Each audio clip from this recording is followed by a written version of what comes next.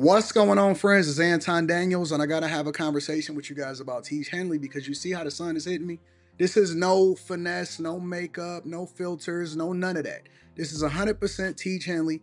I use it in the morning as soon as I get up, right after I pray and brush my teeth, jump in the shower, and I'm hitting the streets because you never get a second chance to make a first impression. So even though they're giving you 40% off your first order, 20% off for life, even though you may get a free gift, forget all that, right? Because we would do this even if it was full price because it's worth that much. I'm in the streets, I'm kicking it with people when I see Dusties everywhere. You don't want to be them. You want to separate yourself.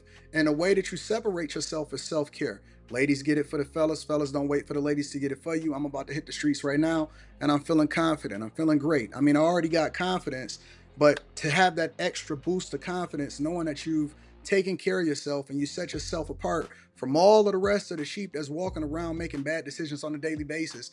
And it's reflected in their actions. It's reflected in the products that they use. It's reflected in the people that they follow.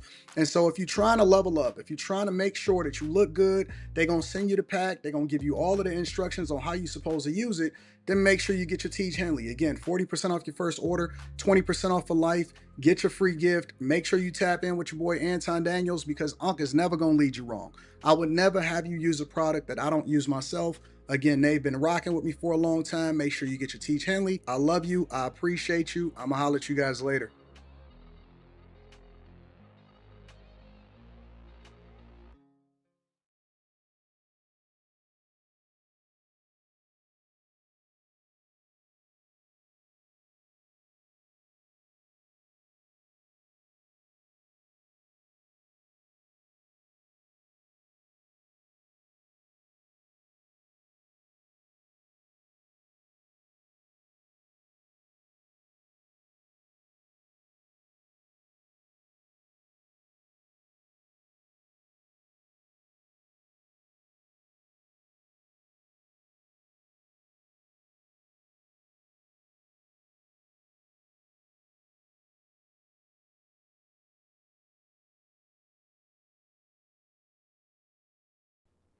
What's going on is Anton from AntonDaniels.com. I appreciate you guys for continuing to rock with me. Thank you for tuning in for another edition of the Millionaire Morning Show.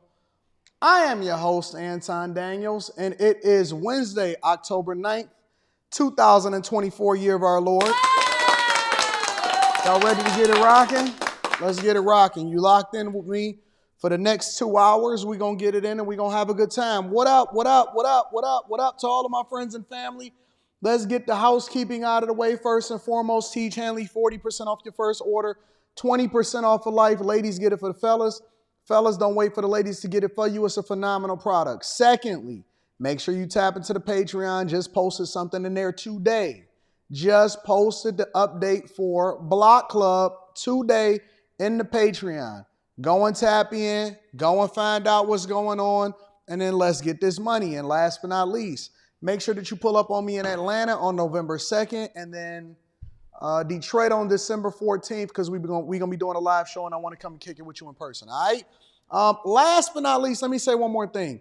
Dr. Phil, I went and shot a Dr. Phil episode. It is going to debut on October 16th, primetime. Primetime, October 16th. You can go and check it out. It is going to be a very, very, very entertaining episode. I was the villain. I can tell you that. I was already the villain. So if you're looking to find out what happened on Dr. Phil, because Anton is everywhere, not just somewhere, but everywhere, then come and kick it with me. And then I will also, well, I don't know if I can say that yet. Can I say about the Republican? No, I ain't going to say that yet. We'll talk about that later. So Anton is rising up in the ranks in the Republican Party, so you can look for some announcements coming with that. What up, friends and family? What's happening? I see all of my friends inside of the chat. What's going on? Yeah. We going to get that Monday. Let's get that money. Yeah, we in the building. First and foremost, I want to give an acknowledgement to my dog, ESDC, on Cash App, and then also my guy, Mike That Dude. Thank you, Mike That Dude. Thank you, ESDC. Let me read a couple of the super chats, and we're going to jump right into the show because we got a lot to get to today, all right? Levite Apparel says, am ready. Let's get that bag. Shout out to Mike That Dude, man. Shout out to Mike That Dude. Levite Apparel also. Chad from Morris in the building says, good morning, teardrop time. Stop. I don't know what y'all talking about. That ain't got nothing to do with me. Y'all missing it. Eric Harris says, we are closing restaurants due to the weather. Yeah, man, it's going to be crazy. It's going to be crazy out here in these streets. Shout out to Eric Wealth. Let me show that super chat. A couple of people are saying that they super chatting, but they super chatting is not showing up. Y'all let me know. Email me. It's like 1 or 2 people that's emailing me saying, yo, Anton, my super chats is not showing up. So I want to make sure that everybody get their credit and acknowledgement, and I don't want to ignore anybody that supports the platform because I don't ask for it, but I always like to acknowledge my friends, all right? Yeah, man, we got a lot coming up. I can't really announce certain things, but it is a lot happening. So make sure you get your tickets, make sure you tap into the Patreon, and then make sure that you tuned in and you subscribe to the channel. Have y'all hit a like for the algorithm yet? Y'all ready to rock out? The like for the algorithm is a little low. Chris Mayberry says, what up, teardrop time? Y'all letting 2K sway y'all? Y'all letting 2K influence y'all? Nope. I don't know what y'all talking about. I am off that reservation. Anyways, y'all ready to get to it? All right, let's get to it. Quick hits, y'all. Quick hits is a segment of the show that we don't necessarily think that we need to dedicate an entire segment to it, but we definitely want to keep y'all in the loop of what's happening out in these streets, man. All right, first things first. As expected, New York City Deputy Mayor Sheena Wright has resigned from her post. More breaking news, this time out of City Hall. First Deputy Mayor Sheena Wright has resigned amid ongoing federal investigations. And we just learned another member of the Adams administration has been arrested. News 4's Tracy Strahan joins us live from Lower Manhattan with all the breaking news here. Tracy. Well, Mohammed Bahi submitted his resignation just yesterday. Not Mohammed. About 30 minutes ago, federal prosecutors announced that he is now under arrest. And before that, we learned about the resignation that appeared to be imminent of Sheena Wright. Wright was the first deputy mayor before this all happened. Just last month, the feds seized phones from the Harlem home that she shared with her now husband, Schools Chancellor David Banks, who had electronics seized as well and will be resigning next week instead of at the end of the year that he originally announced. Sheena Wright's departure comes after her brother-in-law, Philip Banks, the deputy mayor of public safety, announced his resignation yesterday. He's one of the mayor's closest allies and longtime friends. He also had electronic devices seized last month. Questions continue to swirl as to whether or not his brother, Terrence Banks, who's a consultant, received any special treatment for his clients when it came to the awarding of city contracts. He reached out to me and stated, Eric, I'm looking to move on, and this is a good time to do so. Other departures included Winnie Greco, the mayor's director of Asian affairs, whose home was previously raided by the feds.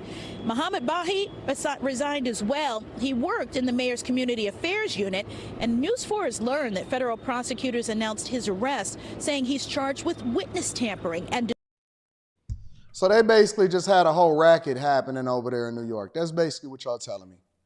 Y'all basically telling me that they had a whole racket popping off in New York. And so they was giving each other contracts. They was high-fiving. They was giving out favors and all of this stuff. And yes, I do believe that it was people that was benefiting financially from certain political positions of power. But I don't think that it was ever going to come to the wash until Eric Adams decided that he want to buck against the organization and the higher ups, and we all know who that is. Destruction of records. Charging documents say this is all in connection with the ongoing Mayor Adams investigation to the 2021 campaign. There was also a termination that was announced in all of this. Rana Abasova had been on leave from her position as director of protocol in the mayor's office. They need to just clean the whole slate. Just go ahead and clean the whole slate. Just wipe the whole slate clean. Just get on up out of there, because we can't even keep up with the amount of people that's out here finessing in New York City. Is New York City one of the most corrupt cities on the face of the earth? Just curious. Do y'all think that New York City is one of the most corrupt places from a political perspective on the face of the earth. International affairs. Now, prosecutors say she coordinated improper straw donations and luxury travel upgrades for the mayor and his campaign. It's believed she was This is stupid. We're just going to go to the next story. It's no point even going to it. Eric Adams is saying that he's never going to surrender.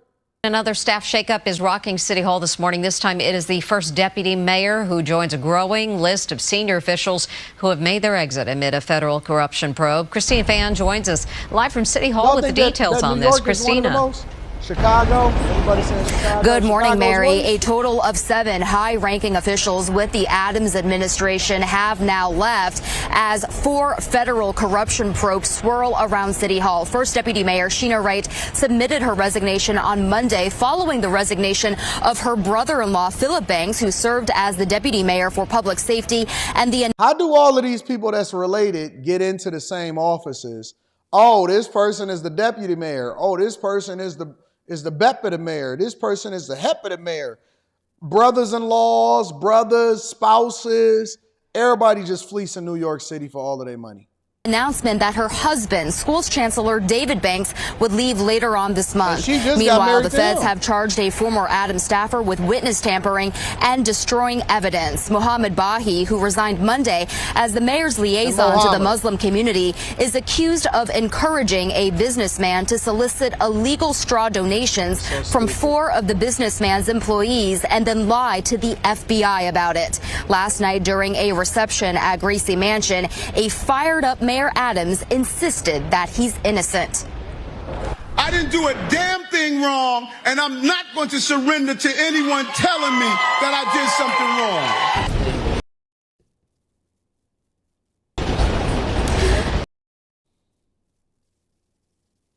How many of y'all believe that Eric Adams is, because listen, they could be 100% finessing him and setting him up and saying that, oh, he did something that he wasn't supposed to do. And only all of the people around him did something wrong, not him. How many of y'all actually believe, how many of y'all actually believe that Eric Adams is absolutely, positively clean as a whistle as he continues to go, and fight these charges? Let me ask y'all another question. How many of y'all believe that Eric Adams should probably take a plea deal? The mayor also announced that Deputy Mayor Maria Torres Springer, who helped develop his housing plan, will take the place of Wright as first deputy mayor. She has more than 20 years of experience in city government. Adams also admitted that some of the recent personnel changes may have come from suggestions made by Governor Hochul. Reporting live from City Hall, Chris. Nowhere near that administration. I wouldn't touch New York City for the next 10 years with a 10-foot pole unless I was clean as a whistle. No way I would touch that administration.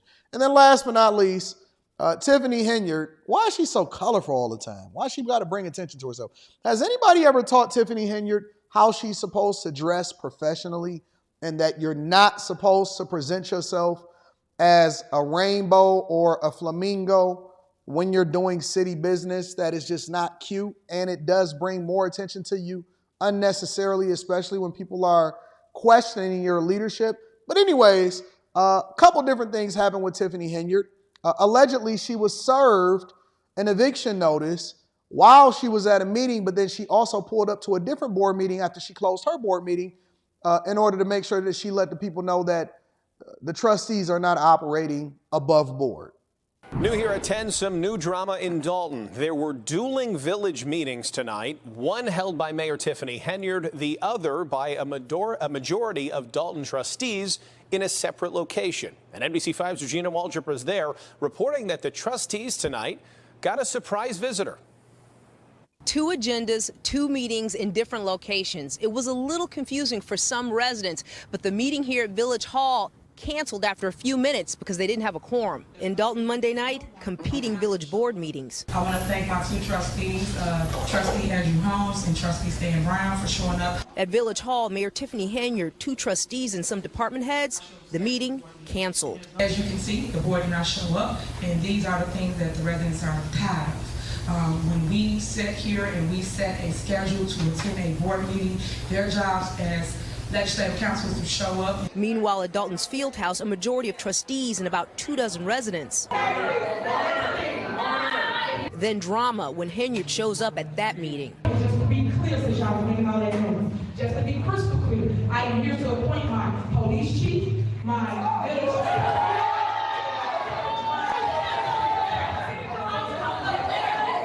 Trustee Jason House says the meeting was held at the field house due to ongoing capacity issues at Village Hall. The Attorney General gave us a binding opinion that meetings over at Village Hall were not legal. They violated the Open Meetings Act. A Cook County judge has blocked appointments Henyard made to 3 key village posts, including police chief and village administrator. Those 3 were never presented to the board properly, meaning we should have gotten resumes, background checks. The next Dalton Village Board meeting happens October 21st.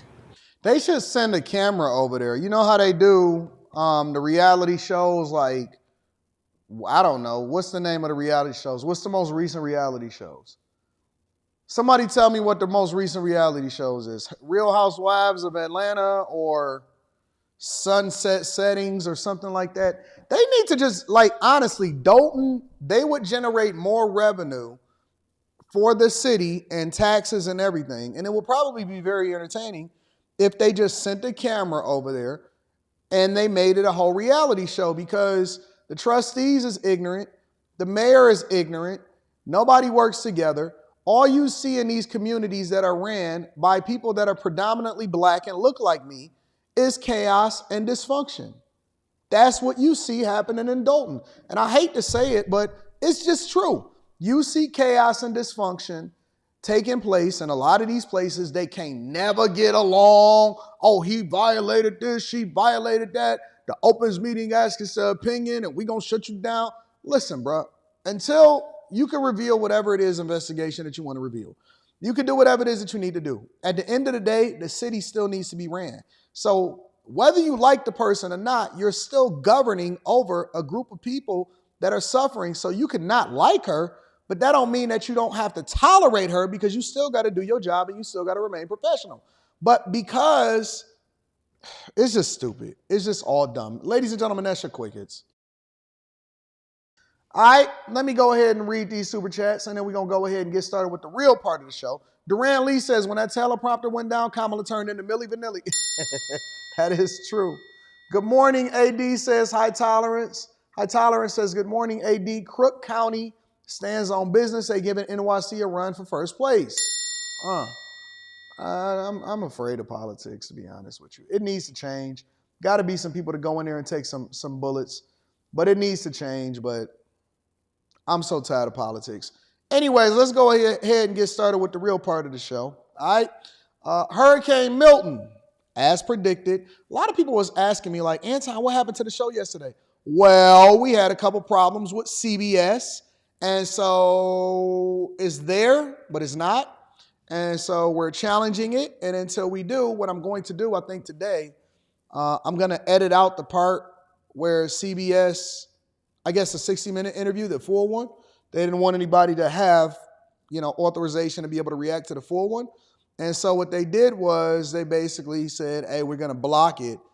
It's not a strike or anything, but they said we're going to block it. So until I can actually get it back up and just be able to repost the live stream, I'm going to edit out that part and I'm going to re-upload it today so that people have the full show and that you don't have any interruptions or disruptions with that. But anyways, as predicted yesterday, it is a Category 5. It is strengthened to a Category 5 now. A lot of people don't realize that Category 5 is absolutely catastrophic.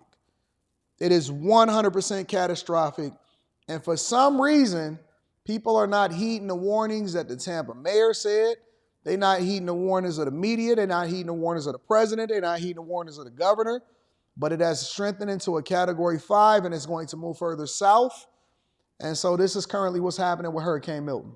Hurricane Milton is closing in on Florida as a catastrophic Category 5 storm.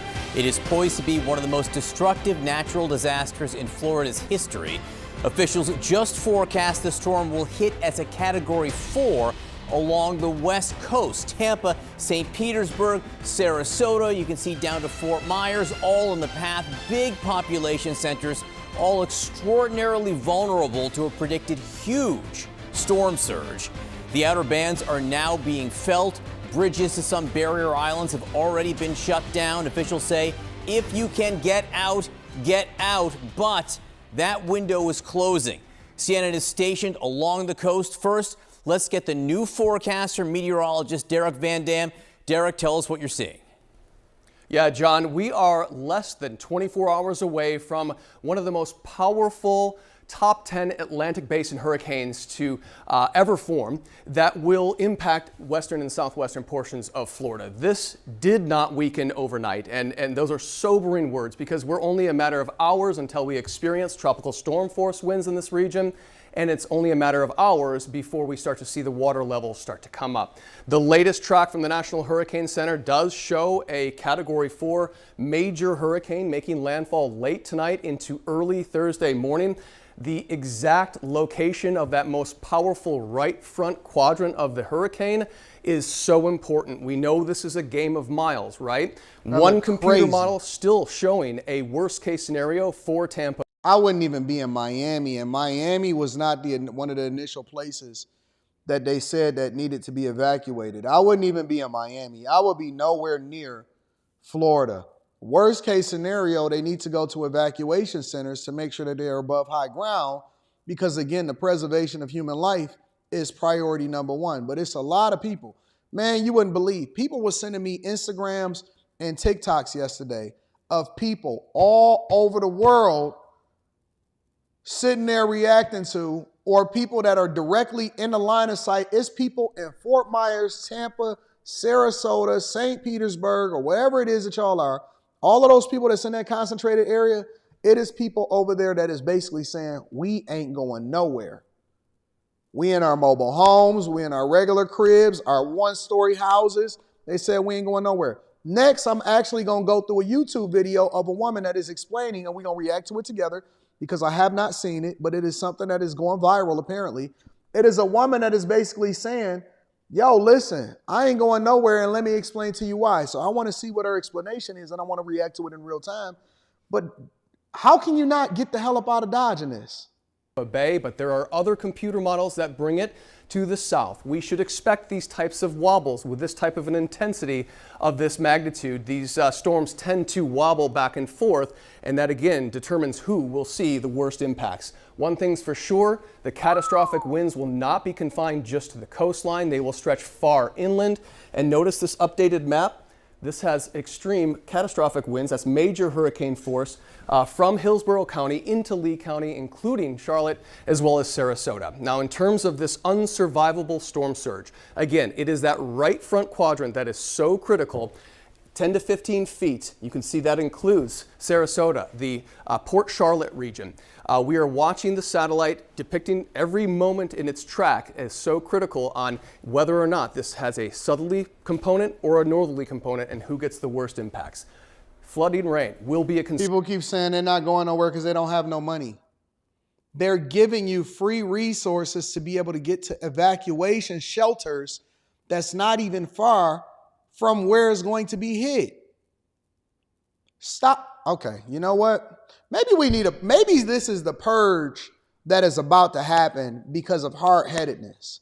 People are so hard-headed. They was hard-headed in the biblical days. They hard-headed in 2024. People are hard-headed. You can't tell them nothing. They gonna make every single excuse. That's all right, because there ain't gonna be no way for you to talk about why you didn't leave in a minute if you don't get your. It's probably already too late, to be honest with you. People are hard-headed. They hard-headed, bro. Concern from this, John, we're talking about over 2 to 3 months of rain falling from the sky through the duration of this storm. It's already been raining. We've already seen tornadoes spinning up in Miami-Dade County earlier this morning, and that will increase through the course of the day today. I'm going to leave you with this, John. We have a rare risk of excessive rainfall leading to flash flooding, where you see that shading of pink. Remember, if we've learned anything from Hurricane Helene, it is these rare high risks that cause the most destruction and also the most deaths. There is so much to be concerned about, so much we have to pay attention to. Derek Van Tam, we're going to keep coming back to you throughout the morning to get the very latest forecast, because every little movement, every little wobble impacts millions. Let's get to Randy Kay, who's in Sarasota, Florida right now, right in the center of this path. Randy, what are you seeing this morning? Yeah, good morning, John. It has been raining steadily here this morning. We know that conditions are expected to get much worse here because we are, as you heard, potentially in the bullseye for this storm. We are on South Shore Drive here in Sarasota. You can see there's a dock behind me and some water, and that boat. I'm honestly, I want to call a family member right now and ask them why they didn't get the heck up out of there. I genuinely do. Because, listen, my own people is the same way. My own people. I sit here and report on this stuff every single day. My own people, my own blood family members is like, I think I live far enough away from Tampa. I live in the Tampa metro area. It's crazy. It's absolutely crazy. We don't know how long that boat will remain there. We're also seeing some lightning here in the area as well. But we are expecting a potentially record-breaking storm surge of 10 to 15 feet here. They thought Helene was record-breaking at 7 feet here. So certainly they are very concerned. They're also concerned about the winds that are expected to pick up this afternoon, about 40 miles per hour and up, starting with the tropical storm force winds this afternoon. We're hearing some thunder in the area as well. People, John, have been evacuating here. They know what Helene did. They see the debris around the neighborhoods. People have emptied out their homes. One woman told me she spent 15 hours cleaning debris out of her home after it was basically destroyed by Helene. So there's debris all over the neighborhoods that can potentially turn into projectiles. There's also people boarding up their businesses, their homes. The restaurants are closed here. We spoke to one woman who told me that her husband rode out the storm on Siesta Key, one of those barrier islands that is now shut down. He was chest deep in water. He rode out Helene there, and they are still staying to ride out Hurricane Milton. Here's what she told me. Now, as this hurricane is barreling down directly on our community, it feels like maybe Helene was just a rehearsal for what's to come. They're talking possible 15-foot storm surge. None of us in 100 years have seen anything like this. It is shocking. So why you staying? You know how high 15 feet is? Listen, in my best days, we was hitting net, not even touching the rim of a 10-foot rim. 10-foot rim all day long. 15 feet, 50% higher than that. I'm not even sure Dwight Howard can grab that if he jumped up and grabbed. Man, that is, 15 feet is insane, bro. 15 feet, that's higher than what some box trucks sit at. 15 feet waves. Mayor said, listen, if you still here, you're going to die. If you still here, you're going to die. Insurance companies probably going to be like, they warned your ass to get out of there, didn't they? They warned you, didn't they? And John, they are riding out Hurricane Milton on the 9th floor of a condo building in downtown Sarasota that is built to withstand a Cat 5 hurricane. So they hope to be safe. John? Randy, the thunder, the lightning all around you, just the beginning of what will be a chaotic day. Please stay safe. Let's get right to Isabel Rosales, who is in Tampa now. Tampa, I know, bracing for the worst case scenario. We can see the rain falling on you. John, good morning. Maria, what's going on, Maria? Talk to me. Help me to understand, Maria. What the hell is happening? Yo, let me go off script for a second. Anybody that's saying they stand and they're actually there, and I need real people. I'm genuinely curious. If anybody is saying that they stand, only the people that are literally there in the Tampa area, not in the outskirts, not all the way up in Georgia, nothing. If you are a person, Maria, and you don't have to be on camera, I'm not going to put you on camera. Help me to understand. I'm going to put that link in the chat. If you are a person that's deciding that you want to stay, Maria, call in and let me know why you stand. Help me to understand why this makes sense for you. I'm just curious. I just want to know. Right, we're starting to feel those outer bands. The rain is starting to pick up. In moments, there's a little bit of a gust, but we know these conditions are only going to get worse. Right now, we're in front of Tampa General Hospital. We're keeping an eye on the Hillsborough Bay. We know that from Helene, the storm surge got so bad here that the waters actually touched and got several feet high up to the walls of Tampa General Hospital, the region's only level 1 trauma center. With Milton, we're looking at worst case scenario, double that storm surge. So call in, hit that link if you stand. So this is a precarious situation we're keeping our eyes on. And of course, you have Florida officials telling folks that if you haven't already, please evacuate or seek shelter. We heard from... Yo, what up? Hello. Yo, what's going on? Not much. Just over here, waiting out this hurricane. Where you at? Where you located? I'm over here I work in Tampa, Florida. I haul fuel, but I'm over here in Kissimmee with friends and family. So you in the Tampa area? Yeah. Well, you I live left, in the but Tampa area? I'm in Orlando. Yeah. So okay, so what are you saying? You staying at home? You just staying at the crib? Yeah. So why don't you leave? Why don't you evacuate? I'm curious. Well, part of it is my job because I haul fuel, so it's like I kind of want to be close as soon as the hurricane passes over to be able to get back and get back to hurrying up and loading up all the gas stations and stuff. That's part of it, and the second part of it is that I just got family here, like my girl pregnant and stuff, so I just didn't want to up and dip like that. So why you didn't take her? Like, why y'all not going to an evacuation shelter that's on high ground? Well, honestly, I just felt like, the Kissimmee area, I just felt like it was just, as far as not being so far, it was definitely better than, being in Tampa. I'm not going to say it's the best, though, but honestly, I think it just was better than where we was at. So you got these storms that's about to come in and these surges that's about to come in, and you think you're going to be all right? You're going to risk it? You're going to risk you, your girl, and your unborn kid's life?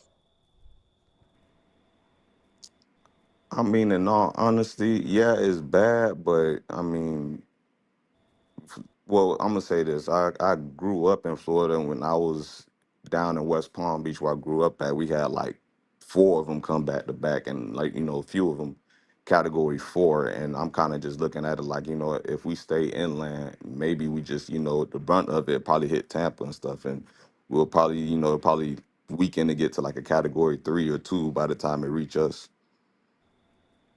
That's kind of how I'm. But why risk it? Why even take a chance? Okay, so I get it. You're not in Tampa. You're not by the coast or whatever. But why risk it? Why risk the high winds and the debris and the water and the flooding and all of that stuff? Why not just, hey, listen, we're going to take these next 2 or 3 days off. We're going to dip out and we're going to come back. Why risk it? Honestly, I really don't got an answer to it. I don't know. Maybe part of it is I'm hard headed. I don't know, but. Just I don't know, just came to Kissimmee, try to, wait it out to see how things go. I don't understand, man. I just don't get it. I don't get it. No matter what happens, I got to make sure that my people are straight, bro. My people can't stay nowhere. They can't do that. No, I mean, honestly, being real with you, like, I'm not finna like try to downplay the hurricane or nothing like that, but just being from Florida and just just dealing with it my entire life. Now, granted, it's not too many category 5s that came through, but just dealing with it, what I'm saying, my entire life, it's just like it's just another one.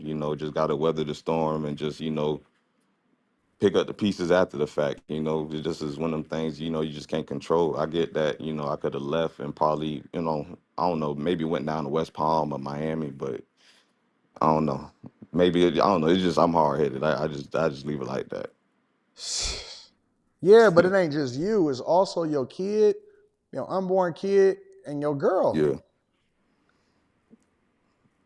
Well, we over here with her family, so I mean, I don't think that make it any better though. But I think she wanted, because she's from Alabama, so she wanted just to be around family. So we came over here to where her family and stuff was. So why y'all ain't go to Alabama?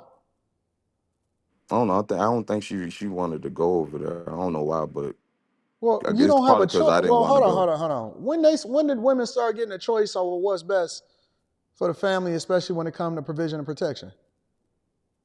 No, it ain't that. It was really my decision because we was in Tampa and then I came over here just because she wanted to be around family and stuff and she wasn't gonna leave if I didn't leave Tampa. So that's why I wound up coming to Kissimmee. Listen, man. God bless you. I hope that everything is straight. Keep me posted. All right, man. And I'll be taking calls afterwards for people to find out how people are affected. All right, man. Yeah, just quote the chat, pray for us and stuff like that, and have a blessed one, man. All right, God bless you, bro.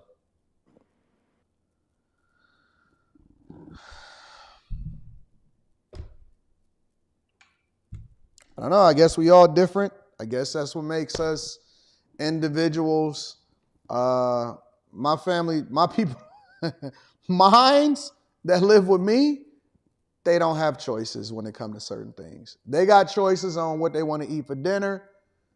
All of that. They got choices on where they want to go shop, and they even got choices on where we're going to go on vacation. They don't have choices when it comes to safety. They don't have choices when it comes to, because everything has to be an executive decision at some point, right? Right. I delegate certain things, but then when it comes to making the best decision for my family, you don't have no choices. I don't really care how you feel. You can go kicking and screaming, or you can go willingly, but you're going. You can go kicking and screaming, or you can go willingly, but you're going.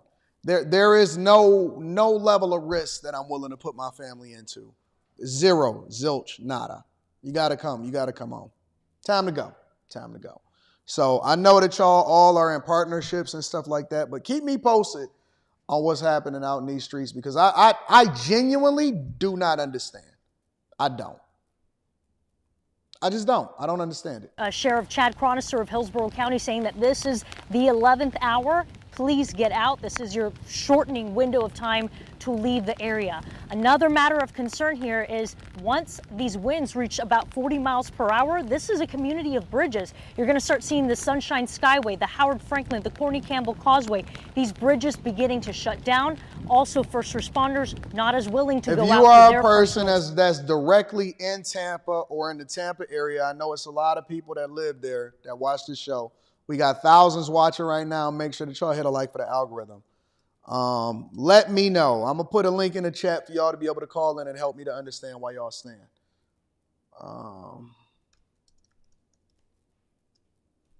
There you go.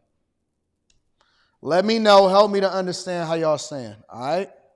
Safety. Shout out to my dog, Orlando Minor. I love you, bro. I love your content. Over in Treasure Island in Pinellas County, one of the barrier islands, residents heard this. Listen. A local emergency currently exists. Quickly secure your home or business and safely evacuate the area. Listen to local media and authorities for additional information. And one of the major concerns has been debris, all of this debris piling up here from Helene, still out in the streets. Those could become flying projectiles. Very serious and very dangerous. Los. Can you hear me, Los? Carlos? Okay. Is it Carlos? Yeah, that's Carlos. Los, you called it, right? Yeah, what up? What up, big dog? You mind if I call you Los? Man, that's what everybody call me anyway, man. All right, that's what's up. Where you at? Where you located? Directly smack in the middle of Tampa. All right, so I got a question for you, Los. Why are you deciding to stay? Well, let me step outside of whatever. I don't know, because if you want to put it on cam, just so you can see exactly what it's looking like right now. You want to be on camera? I mean, you can do that. I just came. I don't know if you can flip it around or if I can flip my camera around or whatever. Camera if you want me to put you on camera. I just want to make sure that I don't ever want to put nobody on camera that don't want to be on camera. Yeah, this is just so people can actually see. Like I live in, well, all right now I'm in Tampa. Camera, big dog. Give me a all right, second. cool. All right. All right, you on. There it is, man. So, I'm just showing y'all a little bit, like in Tampa now, it's raining. You know what I'm saying? You can see that. And I picked one of the absolute worst times because I actually live in Columbia. That's where I live. But I'm here because I had to come back to handle business. But also I got my parents, my dad, and my mom, which lived 8 blocks down the way. We Okay. got my mama out. We got my mama out in a shelter. That's where I would be at, in one of the shelters later. You know what I'm saying? And then my dad, you know, he don't want to leave, or trying to convince him it's just not working. You know what I'm saying? So, you know, but we in a non-evac zone. And then the reason why you have people, to answer your questions, is the reason why you have people making decisions to not leave the area is because of the zones that they're living in. Well, the zone where I live in is a elevated area. You know, there's not a lot of flooding when we do have tropical storms or rain, a bunch of rain going on. There's not a lot of that goes on in certain parts of Hillsborough County. You know, because I want to make that distinction. The Hillsborough County is Tampa, you know, and then you have the surrounding counties: Manatee County, Pinellas County, Polk County, Pasco County, and then a little bit more inland. People that's going to Orlando, I don't know what the word they went over there for. They gonna get it just as bad as the people that's getting the brunt of it. You know what I mean? A category. That's what I said, because if you look at the news reports and you look at the path of the storm, it literally has Orlando right there. That's why I was asking my across the middle of the state. That's why I was asking my man, what's the difference? What made you think that just because you ain't kissing me, which is literally right next to Orlando, what makes you think that it's gonna be any different for you? Yeah, it's pronounced Kissimmee. But is that what it is? Yeah. Okay. Yeah, it's Kissimmee. A lot of people say kissing me and all that, but you got to be from here. You wouldn't know that. You know what I'm saying? But anyway, because I was having this discussion with my mom the other night when we was trying to decide on what our plans are, what we're gonna do. Because my mom had got a little bit of health issues or whatever. That's why we had to get up out of there so she can get in the shelter. You know what I'm saying? So that part's done. I'm next, and then I'm What is Dad? What Dad's saying? What he's saying? Man, my dad's 73 years old, man. I'm riding it out. That's what he say, man. You know what I'm saying? So, but I'm right here. This is what I'm scared of right here. The damn trees. This is our problem over here where I live at. You know what I'm saying? And then if you look in the back there, you can see those trees back there. That's what the hell I'm scared of right there. One of these damn old ass oak trees getting the brunt of that wind and breaking down and hitting over the top of the damn roof. You know what I'm saying? And busting the roof in or whatever. Fortunately, we got flooding? Not over here where I am. You know, now when you go about maybe 2 miles or 3 miles down the road, 4 miles down the road, then parts of the road in Hillsborough County, based off of where I'm located, is going to be flooded. So like, I stay very, very close to University of South Florida. Behind University of South Florida, you're going to see flooding. You know what I'm saying? Just northwest of University of South Florida, you're going to see flooding. Then you're going to have downtown. Anybody, I'm going to tell you like this. When the news come on tomorrow and y'all start seeing the devastation, Pinellas County is going to be the worst county of all counties. That's St. Pete, Clearwater, all that stuff over there across the Howard Franklin, Courtney Campbell Causeway, and the Skyway. All of that over there, that's going to be the hardest hit worst, because it's hitting there first, and everything over there is basically going to be underwater. Everything. I don't care where you at in Pinellas County. Everything's going to be under at minimum 10 feet of water. The bands from the last hurricane messed up Pass-a-Grille Beach. A lot of these beaches that a lot of people come to Florida to travel to is messed up now, and they didn't even have enough time to clean all of that stuff up over there. So now you have a much larger hurricane with more force, you know what I'm saying? And basically what the mayor said on television yesterday, if you choose to stay over there, you're going to die. And that's the truth. She was not lying. You know what I mean? I looked at what do you call one of those hurricane tracker, like if the type of the level of hurricane that hit, and they talking about a category 4 or 5 landfall, that guarantees everybody who lives over there is going to be dead. You know, I don't expect to not have a high death toll, considering, you know, if anybody stayed over there. So Pinellas County, I'm telling y'all that now, because I grew up here all my life, man. I just recently vacated the country, you know what I'm saying, to go live outside the country for a few years, you know what I'm saying? That's the only reason why I'm back here right now is, you know what I'm saying, for this and a couple other things I had to take care of, you know, before I go back. You know, I kind of wish I could have known about it, but there was no way for me to know about it before I came back. But, you know, when I got here, you just have to prepare. I do agree with the other brother, the last one on the caller. If you live in Florida, you from Florida, like I'm talking about you, like from Florida, dealing with these hurricanes, you know what I'm saying, you get used to the, you know, boarding up the houses and packing up and moving everywhere. Some hurricanes, but Tampa been dancing been in a ballerina dance with a lot of these hurricanes for the last 20, 30 years, man. You know what I'm saying? We ain't Well, had they a say that direct this hit. is going to be one of the worst ones in 100 years, Yeah, though. yeah. And this is not, I'm worried about this one. And I've been living here, you know what I'm saying, for a large portion of my life, man. And this one here is just not a good feeling about this one right here, man. But you know, with my You got to father go with though, your instincts, bro. If you saying it's not a good feeling, you yeah, I got to. know. That's why I'll be in the shelter. You know No, what I'm I'm talking saying? about dad. I know you gonna be Oh dipped yeah, I out, know. but I dad, know. man, what he got to? Man. He got to dance with the devil or something. You wanted to do? Man, I What's going don't on? know, brother. I can't answer that for you. You know what I'm saying? All I can say is, you know how you got, the older you get, the more stuck in your ways you get. You know what I'm Yeah, saying? My yeah. dad is a man's man. You know what I'm saying? You know, man, is probably gonna be not possible. You know what I'm saying? For me to make that happen. But you know, I'm gonna be here with him. Be here with him until it's time to go. You know what I'm saying? Because the shelter is just down the street around the corner. So you know what I'm saying? Because we got USF, we And got he 2 ain't even got elementary no schools. reason to stay then. He ain't gonna have no power, probably. Ain't nobody gonna have no power. That's Is it a everybody lot except of for the people that's evacuated that's over in that area right there? brother, man. This is like a ghost town right here, right now. I never seen Tampa, and it's been this way since I got back here Sunday morning, man. You know what I mean? A lot of people are not out on the streets. I think a lot of the schools and the government offices been closed since basically, well, whatever was be open on Sunday, those were closed, and then yesterday, Monday, because today Wednesday, everything was closed as far as schools and government offices concerned. And you know, I think another reason why a lot of people is not getting out of here is because of the traffic, man.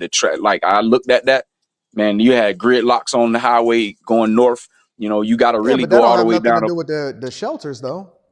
No. But I thought about the shelters long and hard. You know what I'm saying? Because you don't know what type of people you're gonna be around when you in these shelters. You know what I'm saying? And how people sleep. I'm sure a lot of people thought about a lot of things before making that. But for me, it just comes down to safety, man. You know what I'm saying? Yeah. If you're not gonna leave the area, you need to be in a brick structure somewhere safe, away from. That could tolerate the high winds, and you know what I mean.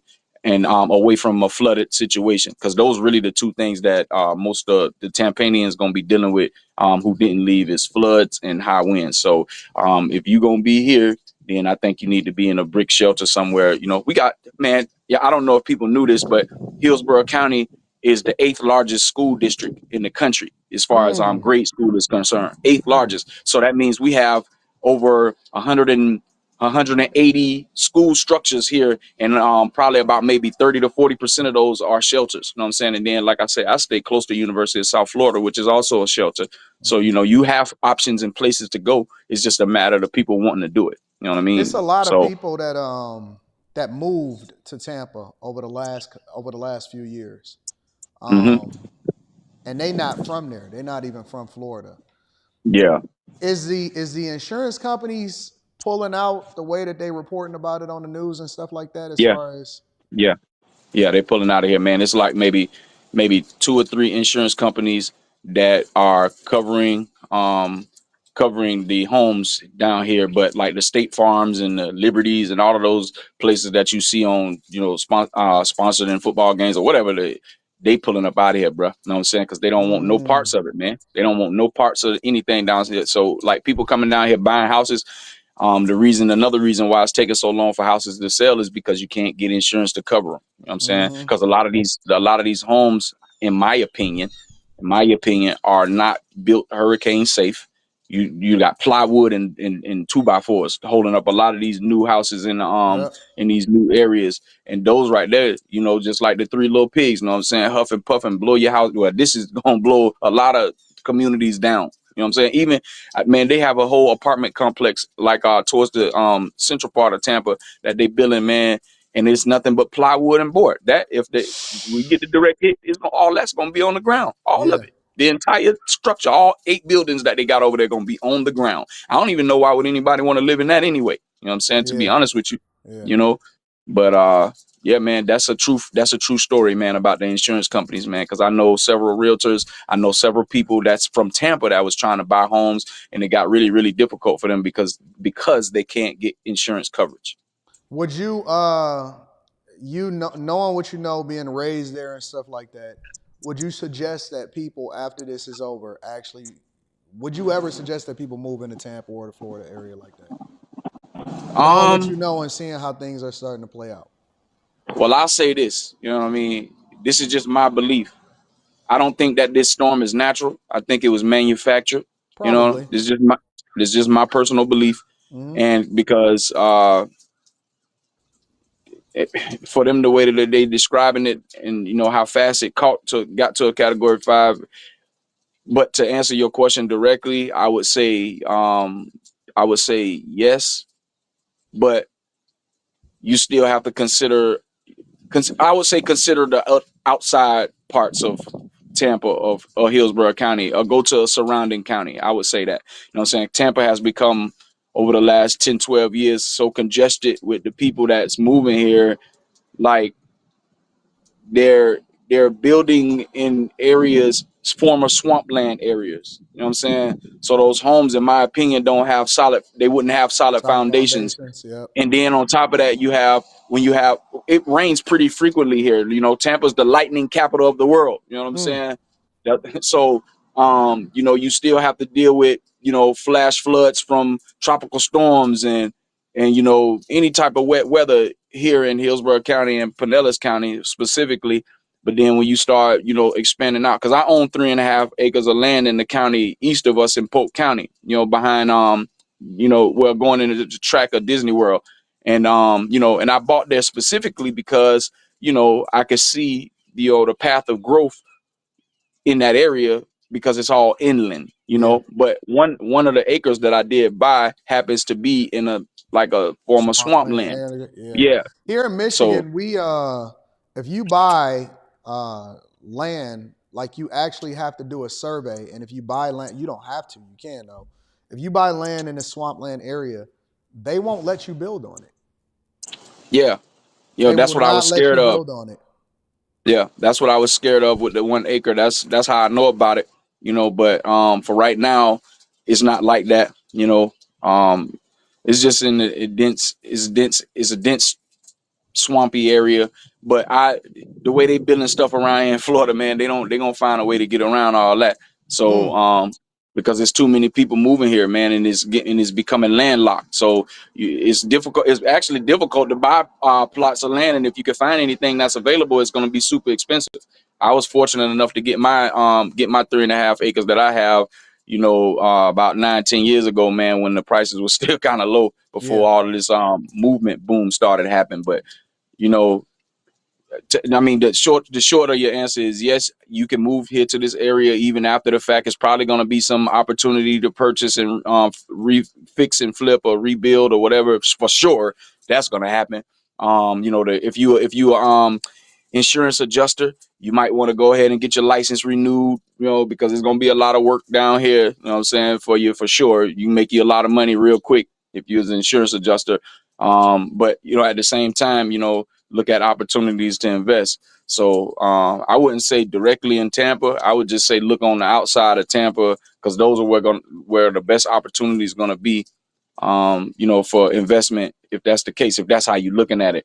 But, I wouldn't move to Tampa unless you have family or you have, experience here. If you're coming from Kentucky or somewhere in the Midwest or something like that, and all you've been dealing with is snow and tornadoes and stuff like that, man, this here a whole different beast for you down here, man. You know what I'm saying? So you might want to consider other areas that's more conducive to how you live in first in Florida, north part of Florida, where Helene hit, all that area I'm right not there. built for it. I'm gonna come down and visit during the winter time after hurricane season, and I'm gonna leave around March before it gets too hot. You know what I'm saying? Man, we ain't got no winter around here, brother. You know what I'm saying? No, I'm talking about when it's the winter here. Oh, okay. You got a snowbird type of thing. When it's the winter here, I go down there after hurricane season, and I'm gonna come back here when it warm back up. I appreciate you, Los, man. Hey, stay in touch, man, because I wanna find out what it's like afterwards. Prayers up for your father and prayers up for your family, man. I got you. And I appreciate that, brother. Yeah, I'll tap back in with you, man, because more than likely I'm gonna be running around here taking videos, you know what I'm saying, and showing damage, trying to get people close up damage, because I think it's better to get it on an alternative news type of source rather than these CNNs and NBCs and stuff for the world. My on the ground source, bro. No doubt, man. But yeah, straight in Tampa. But I'll tap back in with you. You know what I'm saying? Thursday, I watch you every morning, man. So Thank you know you, what I'm man. I saying. I'll make sure I appreciate you, do that. man. Prayers up for you, bro. I'm going to talk to you. Same to you. All right, brother. All right. You heard it. You heard it from the people that's on the ground. It's a ghost town in a lot of those places.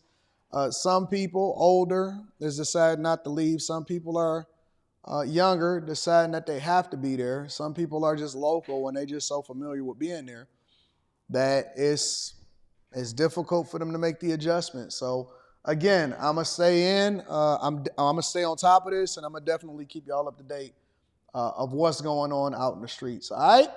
Let me read a few of the super chats, and then we're gonna move over into the next thing. Corey Williams says, a gator once told me that ignorant people taste the best. I have fuel and I'm currently Kissimmee. Pray for us. Y'all need to get up out of there, man. Chris Mayberry says, Diddy said we ain't going nowhere. As well, the Fed says, yeah, all right. Cynthia Haynes says, good morning, sir. My friend, who is a close friend of President Trump, she loves watching your show. We'll see you on December 14th. Can't wait to kick it with my people in Detroit. Make sure y'all get y'all tickets. Tap into the Patreon. Link is in the description as well as pinned to the top of the chat. Young Reckless, tell your friend I said what up, too. Anton, God is angry, punishing the sassy laws, uncontrollable migration, trillions in debt, and recession is coming, natural disasters, also possibly World War III all at once. Okay. And I like your profile photo, too. Y'all wow. Rasan says, Sarasota here and I ain't budging. Y'all some crazy people, man. Kissimmee is only 73 miles from Tampa. Right, exactly. Shout out to my dog getting paid. I appreciate you, bro. Big Dog Physique says, we can tell who has say-so in his relationship. Shaking my head, talking about my man that had called in before. DC Crush says, I won't feel sorry for anyone who are capable of leaving yet decided to stay. You're supposed to be the leader who makes the tough decisions for the family. I'm up out of there, bro. Delta Fox says, since Florida is a red state, do you think the hurricane will impact the people showing up to vote on election day? Yes, I do. I will be worried about more about rebuilding than a presidential election. I do think that's one of the things that we need to worry about. Malia, Kia, I'm going to just call you Kia. Good morning, AD. I'm in the Riverview area in the non-evac zone, and I'm staying. The worst areas will be South Tampa and Bayshore. Please pray for all of us. Y'all in my prayers, but I need you to get up out of there, Kia, or Kaya. How high is the ground he owned? How many feet? We're going to find out afterwards. One word, Benadryl. Q-Dash says, just heard yesterday that Bill Gates got his eye on Tampa to become a 15-minute city that will make of that what you will. And Run It Logistics, shout out to Run It Logistics, says, as a Pinellas County country resident or county resident born, the elders stay because they are stubborn. I can vouch for the brother speaking from Tampa is speaking the truth, but there are high points in inner Pinellas. Shout out to you. I appreciate you, Running Logistics. Hey, I'm going to continue to read super chats throughout the show, and I'm going to keep y'all informed on what's going on. Make sure y'all hit a like for the algorithm, subscribe to the channel, and turn on your notifications. Let's pivot for a minute, and let's talk about and let's show why people are basically saying that they are not leaving that is also on the ground. Make sure y'all hit a like for the algorithm, get your tickets. I'm going to talk to y'all in a minute. Okay, so a lot of people keep asking why we are not evacuating. Let's get into it. For those who have never gone through a hurricane, there is a lot that goes on. Obviously, the prepping of stuff, making sure everything's full, but we also have to keep listening to the authorities of our state, county, and local governments. Let's just get real, guys. Like, Hurricane Milton is huge. There is zero way they can actually evacuate every single county that has the hurricane warning for this path. You see Gary behind me. There's just not. It's just not gonna happen. Like, let me show you really quick what I'm talking about. Now, this is the traffic on the 75. Back roads, all of them were like this. The traffic is so backed up. This was actually yesterday, us just trying to get home from appointments that we had. It was an absolute nightmare. Yeah, so that just took us 3 hours to get home. 3 hours to drive 37 miles. So you can't evacuate everything. What they do is... What's wrong with people? Honest to God, if y'all had to guess and y'all trying to figure it out, what's wrong with people? What's wrong with the people? You can't evacuate everybody. You can't get everybody out. Okay. Okay. The evacuation. Appointments. For our county is zone. Let me give the content creators a little bit of credit. It's called Adventures with Becky. Yay! If y'all like Becky's channel, go and check out Becky's channel. Adventures with Becky is basically breaking down why they are refusing to leave the Tampa area that is going to be directly hit by the eye of the storm. Oh, what did I just do? Becky, let me get you back up here. That's Becky's channel. Let me see if I can get back. Okay, so warning for this path. You see Gary. So the evacuations for our county is Zone A. Okay, that's Crystal River right on the coast. We're like 10 miles in from the water, from Hunter Springs. I'll show you right here. And the Gulf of Mexico. After that, mandatory evacuation is for anybody in a mobile home, a manufactured home, RVs, campers, and then anybody with special needs who requires oxygen. They cannot have power go out because of they're either on oxygen tanks, special needs, that type of thing. So I actually already got the call today from our home health. Somebody said, Anton, it's too much traffic to get out of here. What, you didn't know that this hurricane was going to be coming a long time ago? What, y'all was confused? You was waiting till the last minute? You was waiting to find out if it was going to be a Category 5 before you got up out of there? Who comes out to take care of my wound because of the MRSA and sepsis that I'm being treated for. Because I'm not on a wound vac, I don't have to worry about energy. Obviously, we have a stick and brick house. We're not mandatory evacuation, and we are told do not evacuate. We have to hunker down. The roads are so congested, they have to get the people out who are more susceptible to losing their life. Yeah, we're fully prepared. We're probably gonna have damage. It is what it is. Like, we can only prepare so much. You can't be fully prepared for this. So we did what we were supposed to do. And a lot of people who are new to this, they get super confused on how the evacuations work, and they're worried about zones and where they're at. You know, the best piece of advice I can give you, if this is your first hurricane season and you have not had to deal with this, go directly to your sheriff's department webpage. Facebook is the best. They're constantly updating on social media, your county and your city. That's going to be where you get the best information. There's, obviously websites you can check. I had a lot of people saying, I hope y'all have flood insurance. We're in a non-flood zone. This is stuff you just can't prepare for.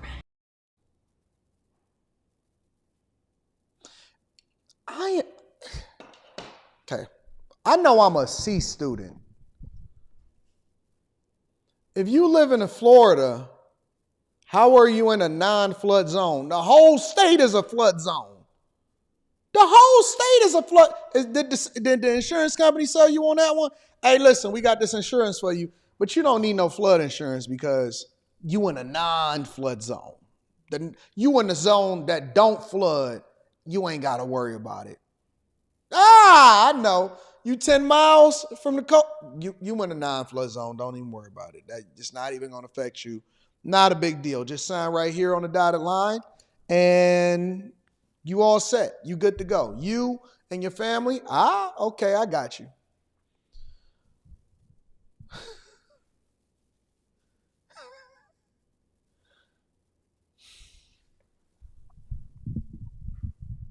You know what I learned about insurance?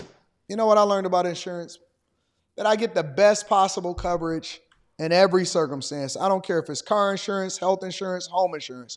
I got the best possible coverage. And if I can't afford it, then I don't need to be living where I'm at. If I can't afford it, then I don't need to be living where I'm at. Basically, what y'all doing is y'all just winging it. Y'all hunter-gatherers out there in Florida. A lot of y'all in Florida have financed to be hunter-gatherers. If anything happens, you on your own. You still responsible for the mortgage. You still responsible for everything else that go along with it. No help, no nothing. You just hunter-gatherers. People is basically risking it with where it is that they live. Y'all built different. I ain't even gonna lie. Y'all built different in Florida. This storm has not happened in 124 years. Why would we have flood insurance if we're in a non-flood zone? Not to mention all of the problems that people are having with homeowners insurance, not just in our state, in California, in Texas, in so many states across the board where they're either pulling out, even though they had huge profit margins, or because they saying the flood, the hurricane's coming. I can't believe that the insurance companies are pulling out of Florida even though they had massive profits. Yeah, they won. The insurance company is like, bonus for you, bonus for you. Whoever the executives are, whoever the executive team that was on the panel that said, hey guys, we getting the heck up out of California, we getting the heck up out of Florida before our record profits have to go over back to the people. And they bankrupt the whole company, we getting out of here. What do you mean? Of course they got the hell up out of Dodge. Why would they want to pay you and take the risk when they know that these hurricanes is coming? Somebody gave them the alley-oop. Hey, insurance companies, get the heck up out of Florida. Chris Paulding went straight to Blake Griffin, dunked on y'all heads. What you think that they was going to stay and insure y'all when they knew that this was going to happen? They won. They timed the market perfectly and they won. Just so flippin' expensive, you can't afford it. I mean, it is what it is. And for the people saying, well, why do you live in this state? Let me tell you something. There's truly not another What did I tell y'all? What did I tell y'all about investing in Florida? What have I been telling y'all over the last few years when people would send super chats and they would ask me questions or they would call in or any of their stuff and they would say, Anton, would you invest in Florida? Anton, I have the opportunity to buy in Florida. Anton, I could do this. And I say, heck no. Anybody that's been watching my show for a while, you know I have been telling y'all, I have been begging y'all, I have been pleading with you. Do not go and buy anything or invest in a real estate market in Florida. You will be sorry. You will be sorry. Why did I say that? Because I would never tell people to do something that I wouldn't do myself. I consider living in Miami temporarily. Yep, lease it and get the heck up out of there when I'm done. I've been telling people for a long time, stay away from investing from a real estate lens in Florida. I've been saying it for the longest. I've been pleading with people, don't do it. You're going to be sorry. You're going to pay the price for it. You're going to have to suffer. And what people do, Anton, you don't know what you're talking about. It's cheap. It's opportunities here, baby. Okay. All right, you got it. Live in. Yes, we have natural disasters, but guess what? We had them when I lived in California. We had earthquakes. We had wildfires. We had them when we lived in Texas. We had ice storms. We had tornadoes.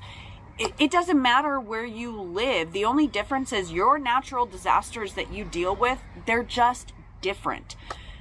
We're dealing with something that it hasn't happened in over 100 years. Okay. So who would even be ready for this? I mean, truly, I can't think of anybody, and this is on the heels of Helene. Like, We all knew that this was coming. I knew it was coming. How do you didn't know it was coming? We finally found gas today. And here's another thing. A lot of people are Somebody like, well, said, where would you invest, AD? The Midwest.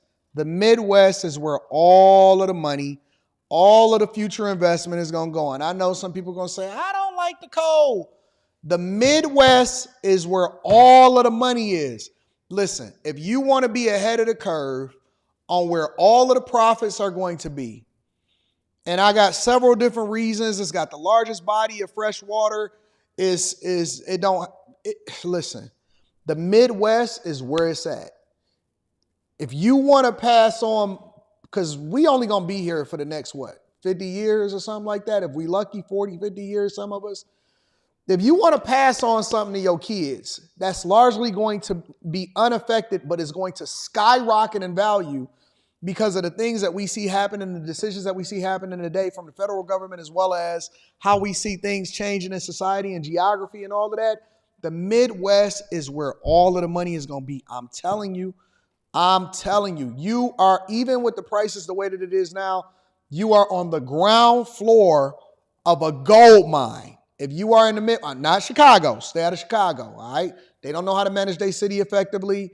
That county over there, Cook County and stuff like that, they just raising the property taxes. Chicago got some of the highest property taxes in the United States of America. But everywhere else in the Midwest, that's where the money is. I'm telling you.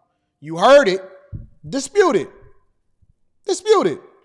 Gas, why don't you just stay home? Well, there's a lot of us who can't. Whether they're still working or like me, I have all of these appointments I have to get to. They're an hour away inside Ocala. That is where my team is. So we're traveling a lot. You know, the truck we were able to fill and it's just sitting ready to go. It's lifted higher than the Excursion. So if we do have to get anywhere, plus we have all 3 of our mountain e-bikes that are charged and ready to go. But the bottom line is... Did she say we got our mountain e-bikes charged and ready to go? Did she just say we got our mountain e-bikes charged and ready to go? Y'all built different in Florida, facts. Y'all genuinely are just a different... Y'all might be your own breed. Maybe even inbred a little bit. Just a teeny bit. Y'all are your own breed of people. Y'all, I get like 10 to 12 miles a gallon if I'm lucky in the Excursion. And we still have to drive to all these appointments. So we've been looking for gas since last night.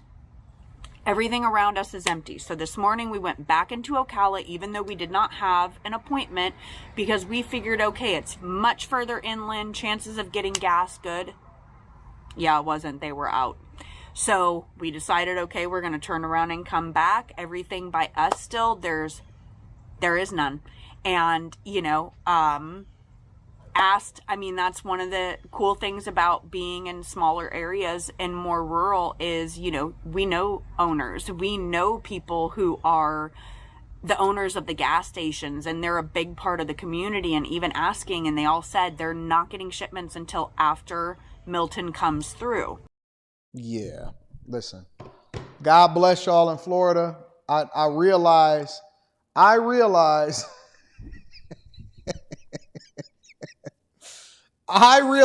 today that there's a group of us that's just built different than the rest of us.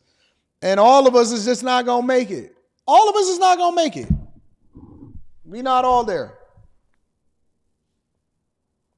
So again, I mean, you know what? Because I hear people all the time, they say, pray for the people in Florida, pray for these people, whatever. It's different when you know, though. You know, it's different when you're aware of what's going on and you still choose that you want to go down ignorant. Should we still be extending our prayers? And what should that prayer be? Hey, Lord, teach them the lesson that they need to learn so that they'll do things differently and listen the next time. I don't know what the prayer should be. Because it's almost like we reinforcing bad behavior. I don't get it. It's a weird dynamic. Aaron L. says, why is FEMA funding never an election issue? I have no idea. Look at the Kamala profile. The Gray Way says, do you like my profile? Love USA says, how can those people in these red states that are hit by hurricanes vote? If they can't vote, Kamala Harris will definitely win. But how can that be fair for Americans? That's why I voted early. Anton, the birds are already telling her to get out. Aaron L. says, I found out about the hurricane Saturday. I immediately canceled my flight and text everyone from my site not to come this week and to leave. We already knew about this. They was warning y'all when Helene was hitting. I'm with you, Anton. I'll take the Northeast and the Midwest and the farthest South Georgia. You did say not to invest in Florida. I've been saying it for a long time. You can get your house. It's gonna be in the ocean. Kennard says, please name a few safe Midwest towns. I plan on joining your real estate Discord. Yeah, we're gonna talk about that. I'm gonna talk about that specifically. The name of, let me look it up real quick. I just posted in the Patreon. The link is in the Patreon. What I look for, the first live stream in Block Club is going to be what I look for when I'm investing in real estate. That's literally the name of it. Make sure y'all in the Patreon. Link is in the description. We going to get there. Sorry, AD, says Eric Wealth. Eric Wealth Harris says, sorry, SADR, us Floridians don't take nothing serious. Yeah, y'all do. Y'all take some stuff serious. I ain't going to say what it is right now. We're going to talk about that on After Hours. Make sure y'all hit a like for the algorithm, subscribe to the channel, and turn on your notifications. So, pivoting away from the hurricane and all of that stuff, right? Because I'm going to keep y'all up to date on what's going on. We'll be dropping updates on the Anton Daniels channel.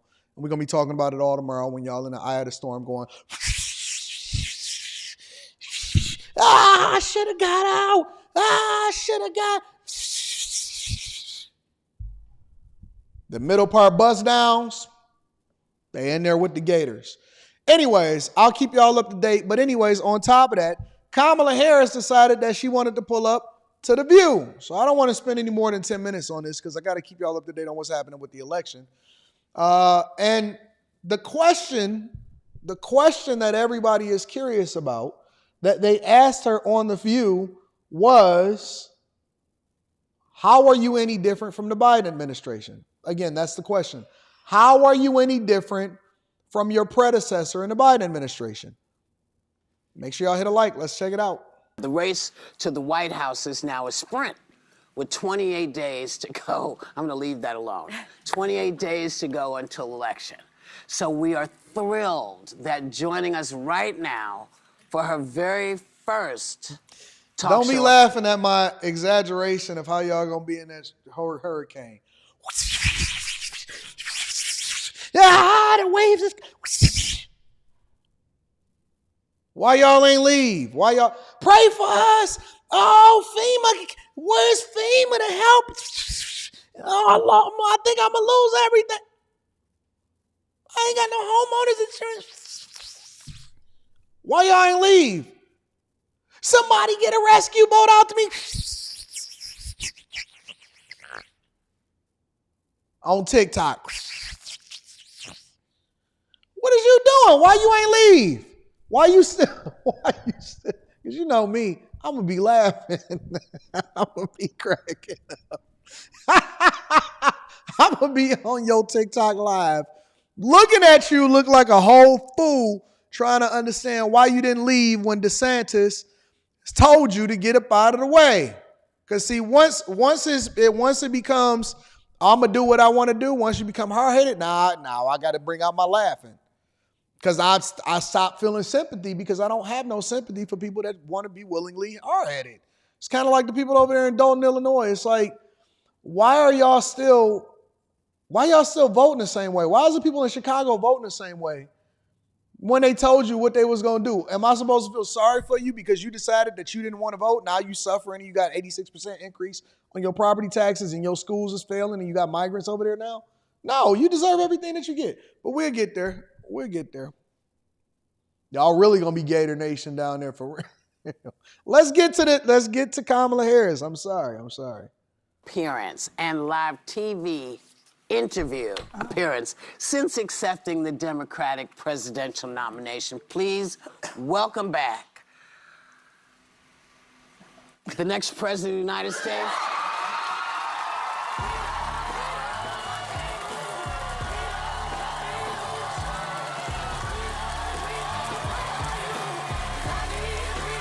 Imagine being a simp in the audience and fanning out over Kamala Harris walking out to the View. Imagine being a person that asked for tickets to go to the View. I burned them tickets, bro. Talking to a bunch of women in pantsuits.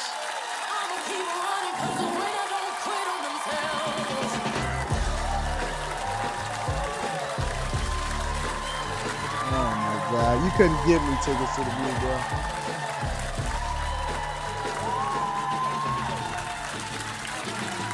Imagine fainting over Kamala Harris. That's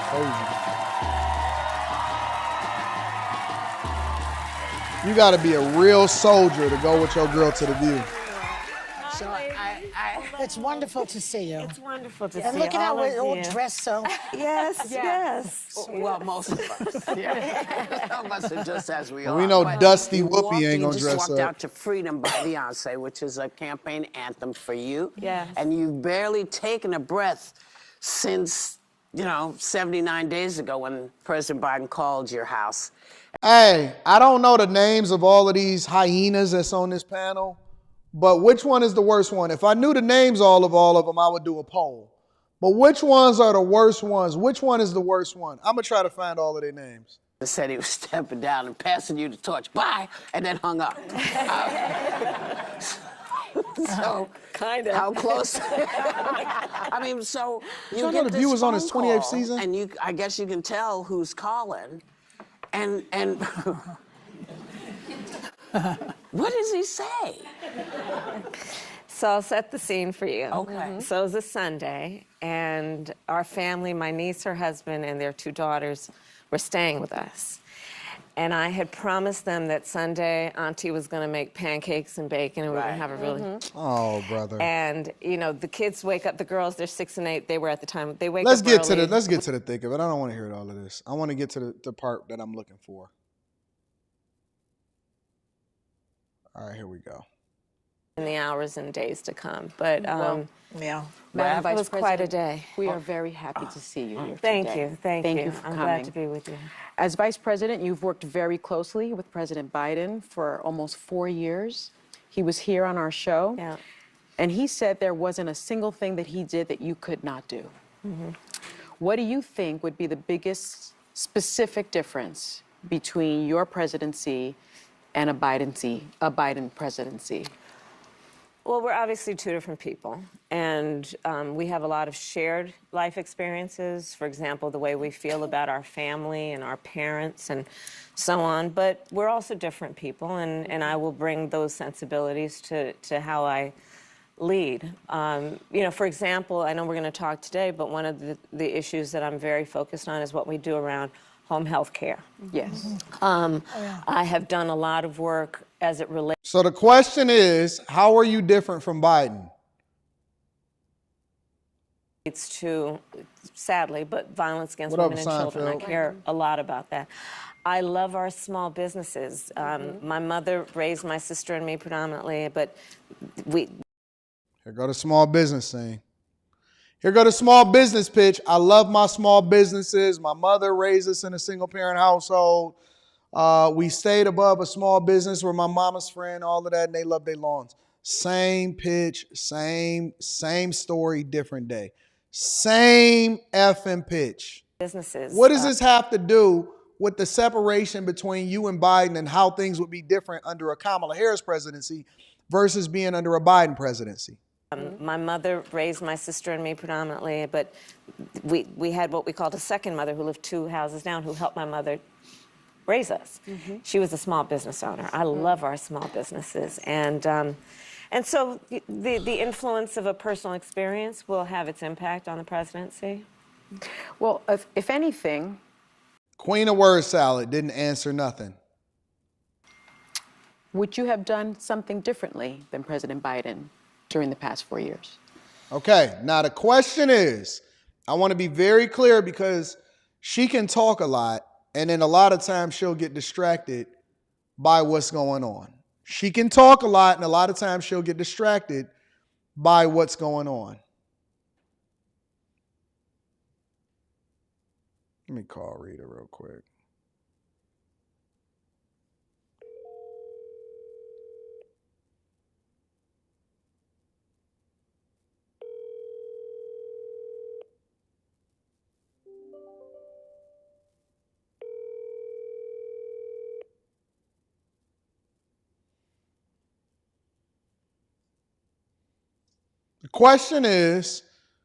The question is, how will your presidency be different than Biden's? Let me see her ask it again. Presidency? Well, if anything, would you have done something differently than President Biden during the... Hey, your daughter is trying to get in touch with you. Okay. All right. Past 4 years? There is not a thing that comes to mind in terms of, and I've been a part of most of the decisions that have had impact. Yeah. The work that we have done, for example, capping the cost of insulin at $35 a month for our seniors is something I care deeply about allowing Medicare to negotiate drug prices. Yes. And bring the cost of prescription medication down for seniors, but my intention is to expand that for all Americans. Mm-hmm. The work we have done to invest in American industries, whether it be in terms of manufacturing and creating almost 800,000 new jobs around manufacturing, those were all a shared priority. Well, let's. So, the question is, how will your presidency, right or wrong, good or bad, how will your presidency be any different than the presidency of Biden? And what she said, I'm going to summarize it for y'all because I'm a C student, and I know a lot of us may not have been all of the best students inside of the classroom. They had the No Child Left Behind, so some of us passed, some of us didn't, but we still got to the next grade. The question is, how will your presidency be any different than Biden's? What she says is, it won't. Let me play it again for the people in the back because I want y'all to hear what she said directly. I don't want you to think that I'm finessing the answer. This is what she asked. Well, if anything, would you have done something differently than President Biden during the past 4 years? There is not a thing that comes to mind. And she qualified her answer by saying, listen, I was a part of pretty much all of the major decisions that happened over the last 3.5 years. She's not deflecting.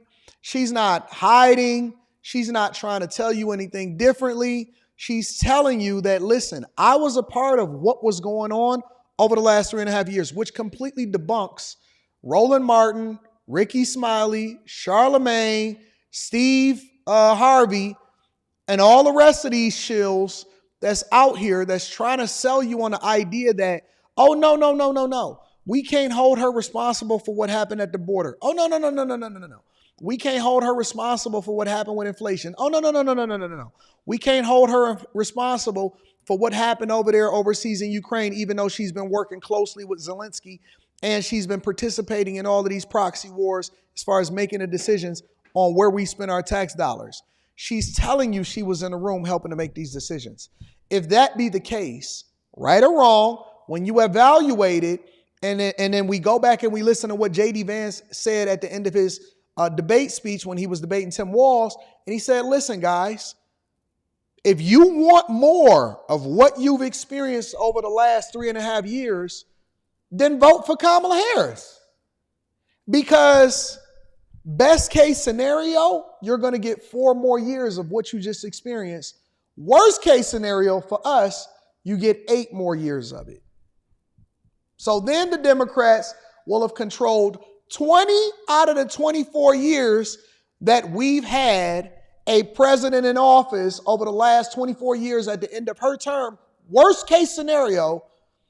And are you confident with the results that you're going to get as a result of it, considering what you've experienced over the last 3.5 years? That's the question that you got to ask yourself. That's what forward looks like. She's not hiding from it. She's participated in all of the decisions that's been made. And so she'll highlight everything that she think was a success, and they'll ignore everything that they think they failed at. But let's be clear. Yes, she was participating. So miss me with all of this rhetoric of the things that you don't like that's happening in society today. We could just automatically throw that away and act like she's not a part of it. We could throw that away and act like she's not a part of the decision-making process. We could throw that away and act like she's not the person that cast a tie-breaking vote.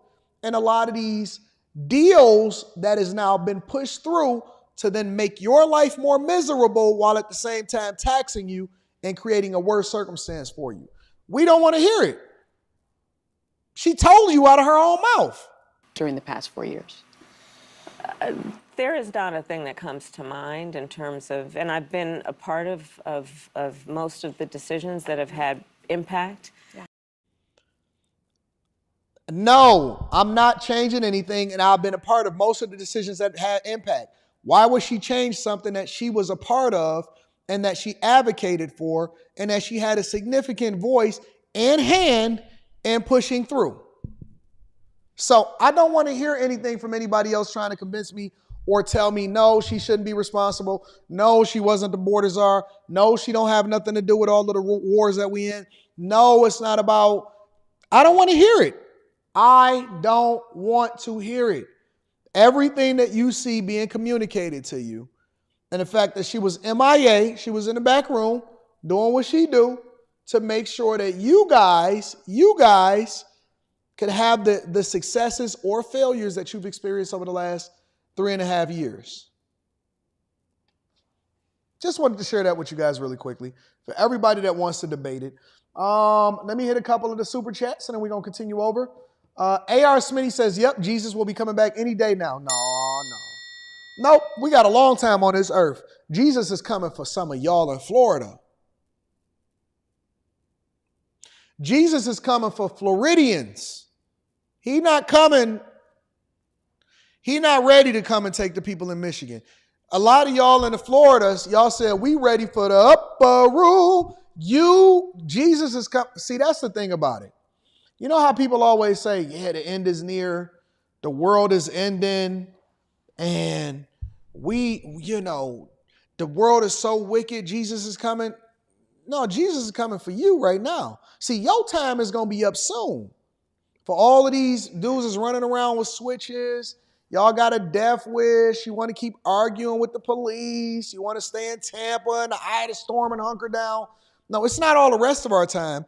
It's y'all time. It's your time, not ours. We going to be good for a while. We going to celebrate. We going to get the new Rolls Royce. I see the new Ghost was announced. We going to order that. We going to have a good time. We going to party in Atlanta. We going to go to the show in Detroit on December 14th. We going to have a good time.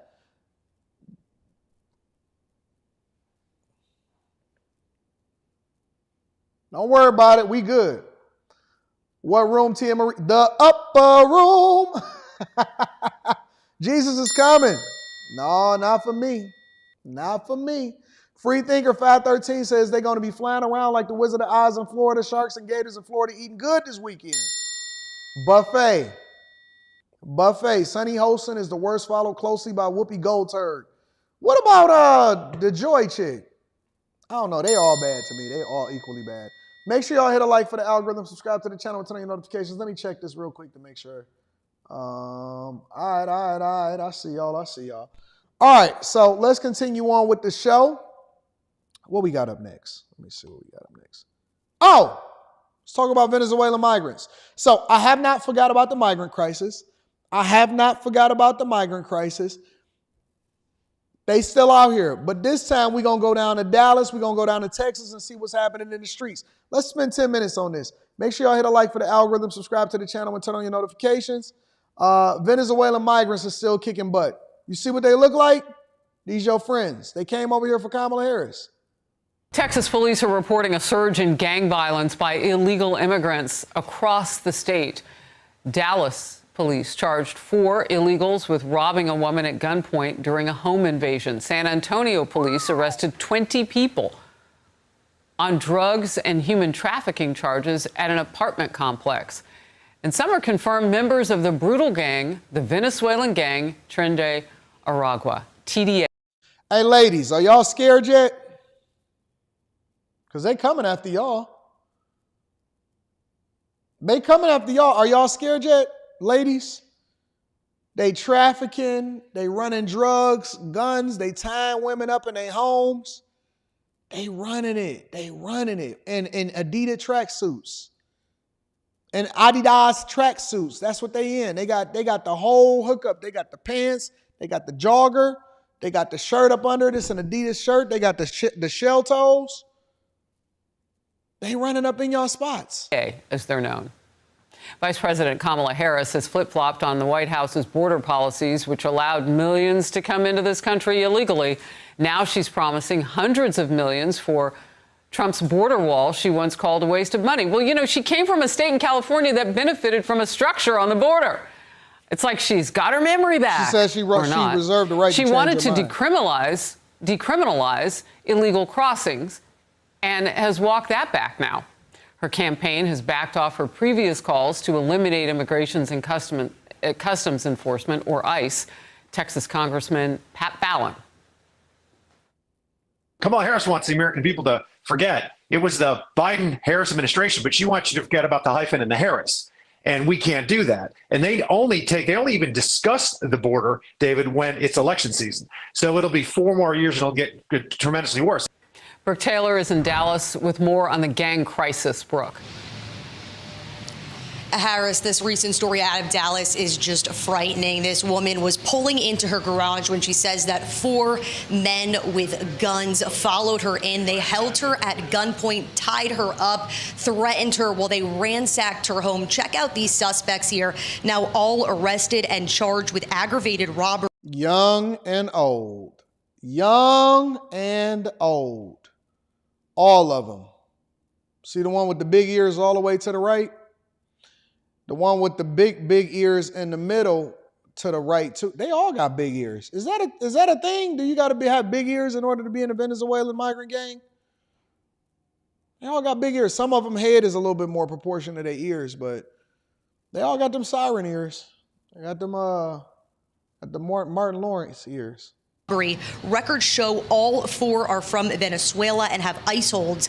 Police identified Manuel Hernandez through fingerprints because he already had a criminal history, including a DWI. Recently, he was stopped at a traffic light and arrested after not having a driver's license and registration. According to police, he was released just 1 day before the robbery.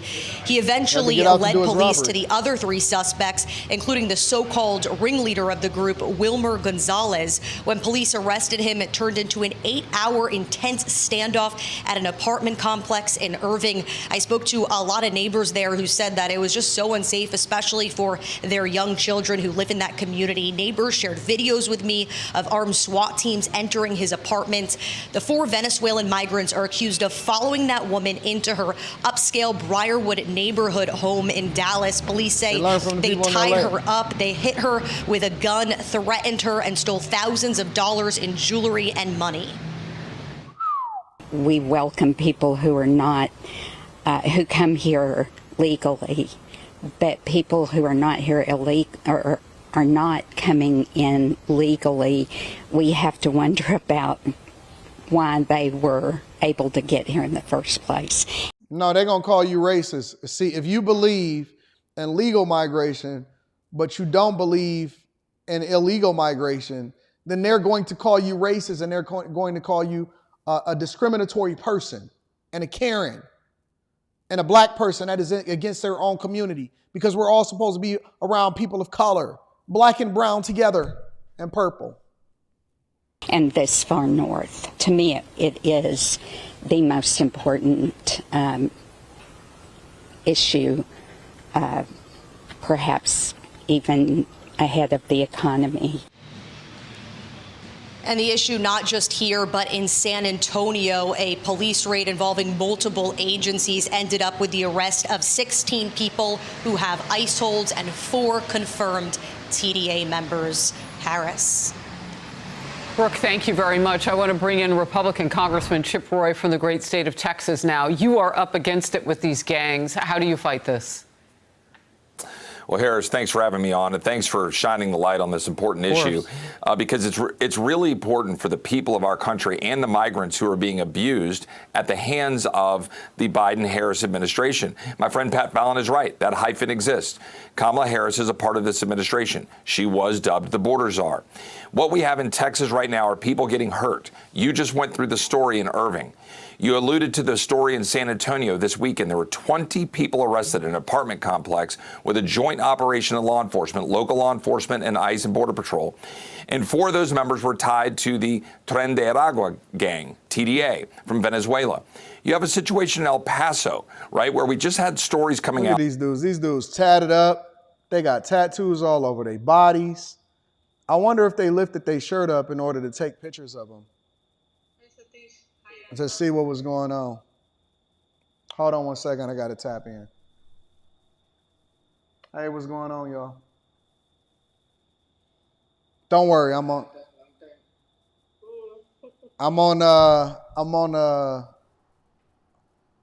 in a meeting for my job. Where you have migrants who were being forcibly put into effectively forced rape, prostitution rings, to pay off the debts for people coming into our country, again, affiliated with TDA. You might remember about a month ago, I flew to Colorado.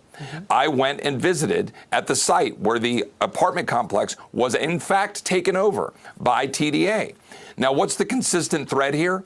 This is all a direct result of Kamala Harris, Joe Biden, and Mayorkas's policies. They have been releasing Venezuelans under a program that you're well acquainted with, that Bill Malugin has been reporting about, right? Where they release Venezuelans, they release Cubans, they release Haitians, they release Nicaraguans, and they released. Did Anton from AntonDaniels.com, because I almost believe that they stole that from me, because I was the person that went through the documentation and actually showed you guys what this parole program was and how it was going to affect you. I was the person that basically broke that down for y'all, and it's that humanitarian parole program that they are basically allowing for people to come into the country and do whatever it is that they want to do. I'm the person that broke that down. 117,000 Venezuelans. We now know tens of thousands of them are criminals with backgrounds that show crime, murder. Now, here's the real exclamation point.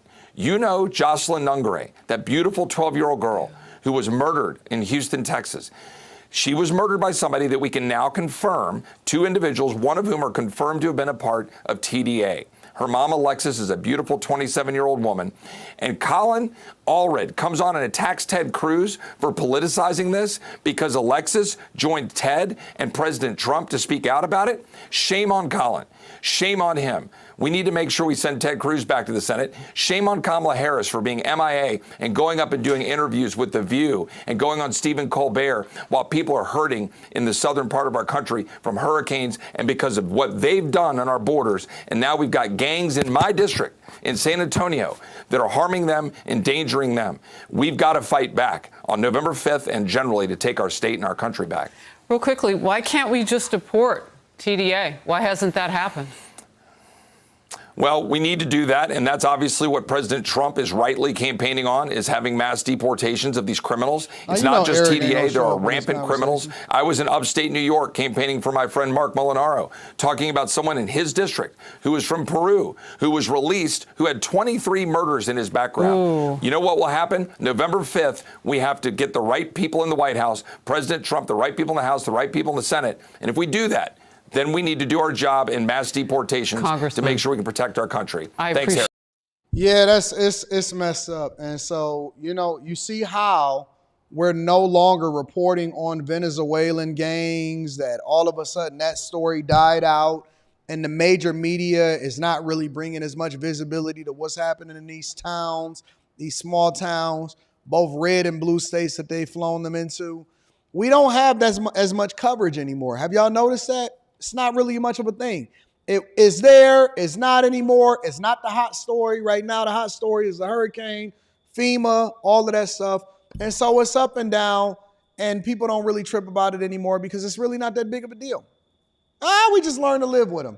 You know what? It would be inhumane to deport people. You know what? That's not right. What about all of their families and their relatives? What about if they decided they wanted to come over here while they were pregnant? And we should not be separating the kids from their families. you know what, to build a border is inhumane. Let everybody in. Let everybody bring their culture. Let everybody bring their gangs in. Let everybody bring their tattoos, their previous history and everything. Come on in. Once and for all. Come on in. You got it. You got it. We need to replace the people that decided not to evacuate out of Florida anyway. Come on in. We need new buyers. We need new financiers. We need new voters. We need people to come in. We know that Kamala Harris is going to completely dodge. You know what else I noticed about Kamala Harris? Is that she 100% will not do an interview any longer than 20, 25 minutes. 30 minutes tops. The only person that she gave a longer interview is CNN. I don't care if it's a local station. I don't care what it is. And she obviously know that they was going to simp out for her on all of the smoke. But she does not give long interviews because she knows that they have a lot of questions to get through. And she don't want them to deep dive too much into the questions. And so what she does is she only limits the amount of time that they have for these interviews because they have to get through a lot of questions. That's why I said that whoever interviews her, they just need to hammer her. Hammer on immigration, hammer on the border, hammer on the things that we really care about. And she'll never appear on Fox. So, anyways, let me read a couple of the super chats and then we'll move on from there. Jason Statham says, hey, AD, what are your thoughts on the Palisades nuclear power plant restarting in Michigan? The U.S. just closed a $1.5 billion loan for it. I am not familiar. I am not aware of it. I can research it for you if you want me to. Let me know. Do you want me to research that? I'll check it out and see what's happening. Black Coaster Geek says, do you offer classes on how to vlog and create thumbnails on YouTube and social media? I don't have any courses. I don't have any classes. I can make it a part of a series as far as social media that I do for the Patreon if you want me to do that, because, you know, we got a robust system over here. So let me know if you want me to put it inside of the Patreon. We can talk about that. Let's continue on with the show. So we got a couple more things. Actually, I'm going to just hit on one more thing before we get up out of here. We only got about 14 more minutes.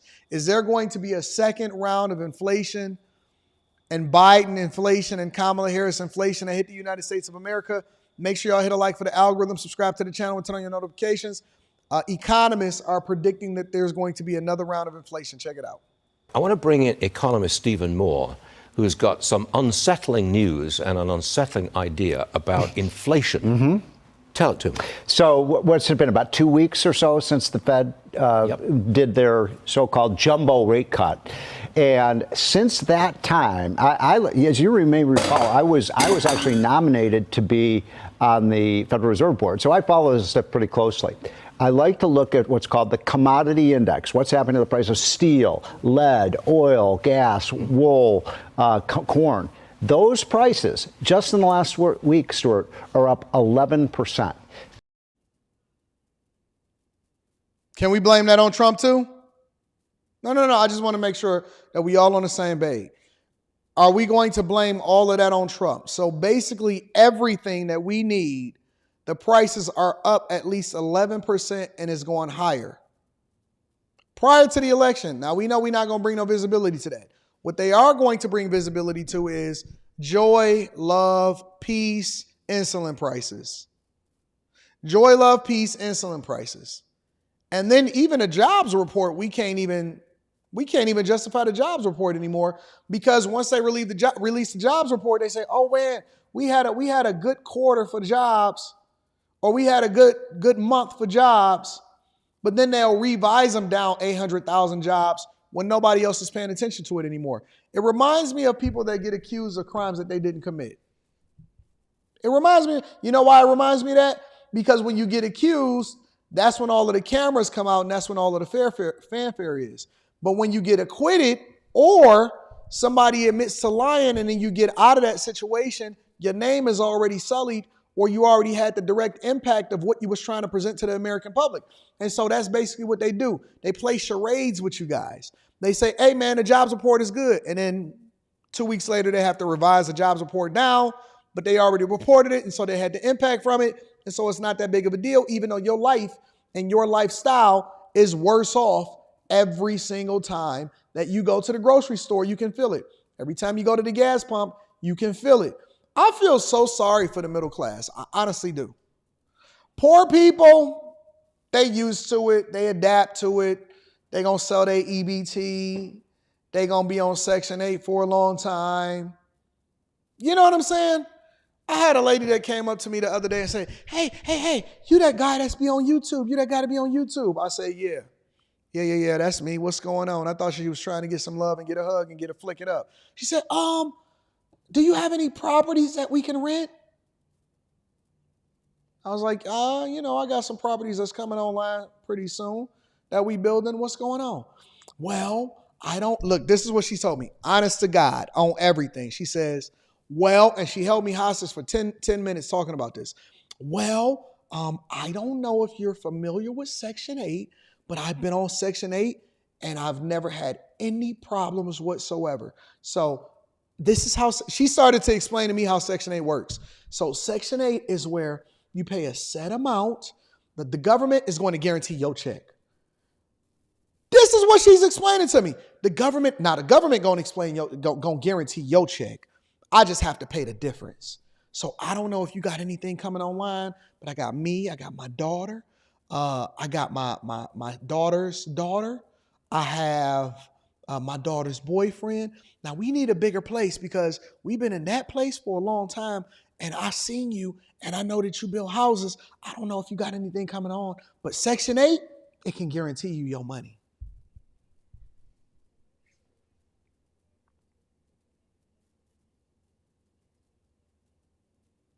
I'm sorry, ma'am, we don't do affordable housing here. Nope. We don't do affordable housing. I'm telling you how people approach me and what is happening. And it is so cool to be a visible person because you get to see how people really think behind the scenes. No. I got Section 8 and I've been on it for a long time. They're going to guarantee you your money. And I got a whole bunch of people that live with me, but I can guarantee you your money.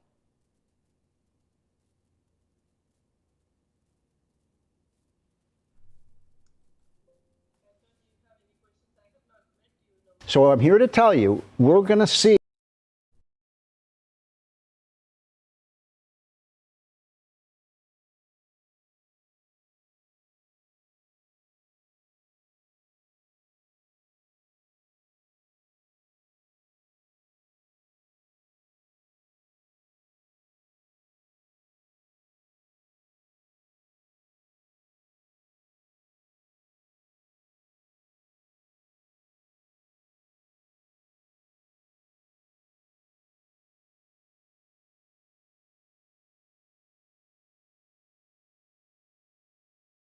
They was talking to me on my thing. They said, Anton, do you have any questions? I don't even know what the hell they was talking about. Honest to God. They said, I muted myself on purpose on that. When they said, Anton, do you have any questions? I said, nope, I don't have any questions. I'm good, guys. They said, yeah, because, everything has been going well. It's a smooth job. All is well. I said, all is well. I'm telling you, I literally just got out of a Teams meeting. I literally just got out of my Teams meeting. Just got out of my Teams meeting. They said, Anton, do you got any questions? I said, no. When you hear your name pop up and you in a live stream and you're doing multiple things at the same time, Anton, do you have any questions? No. Everything is great, guys. And you guys are doing a great job. You know that, right? Yeah, because everything is going great. We're so happy. All is well. All is well. Hey, anybody that's over there in Florida, you guys be safe. Let's get back to the inflation conversation, y'all. Biden. Yeah. Hey, you know what it is. Hey, you go, Nope, no blockers. Nothing to report here. Everything is good. We running it up. Everything is going great. No. You know what, guys? Yeah, I actually got in touch with the product owners the other day. And they were telling me that they were having some problems in the meeting, and so I might have to run a little bit of interference on that. But other than that, nope, no blockers. Everything is going great. Just part of the normal stand-up meeting.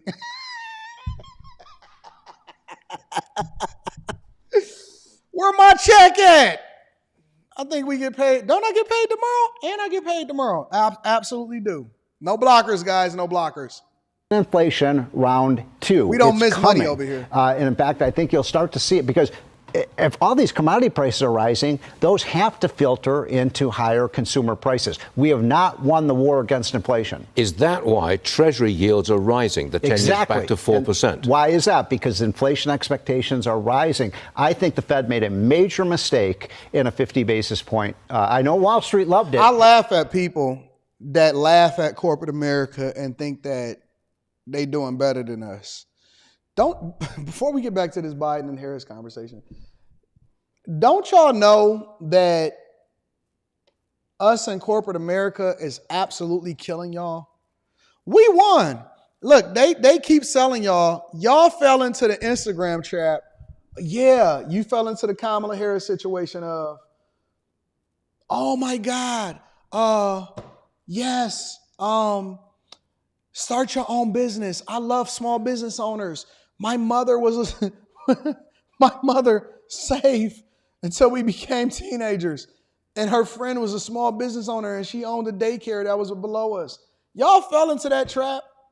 Don't you know we all money? Bro, you are a business. You are the business. The goal of the business is to generate as much profit as possible, not just revenue, profit. Don't y'all know that those of us that is leveraging corporate America to continue to fund what it is that we got going on outside of corporate America is winning? Y'all so stupid. Y'all fell into the trap. Nope. I'd rather work for myself. You are working for yourself when you making money in corporate America. You getting 100% profit with no expenses going out. You getting all of the money in. Now all you got to do is join the bag chasers and learn how to keep the majority of your money because you're getting taxed on your adjusted gross income, not just what it is that you got coming from your W-2. Corporate America is a life hack. Before they automate the rest of y'all jobs, you better get as much as you can while you can. You could do multiple different things. All money in. They was laughing at me because I said, yeah, man, I want to get this corporate bag. Boy, don't you know I got good insurance? I got health care coverage. I got my Roth 401k that can only be job sponsored. Your 401k, Roth 401k, it got to come from your job.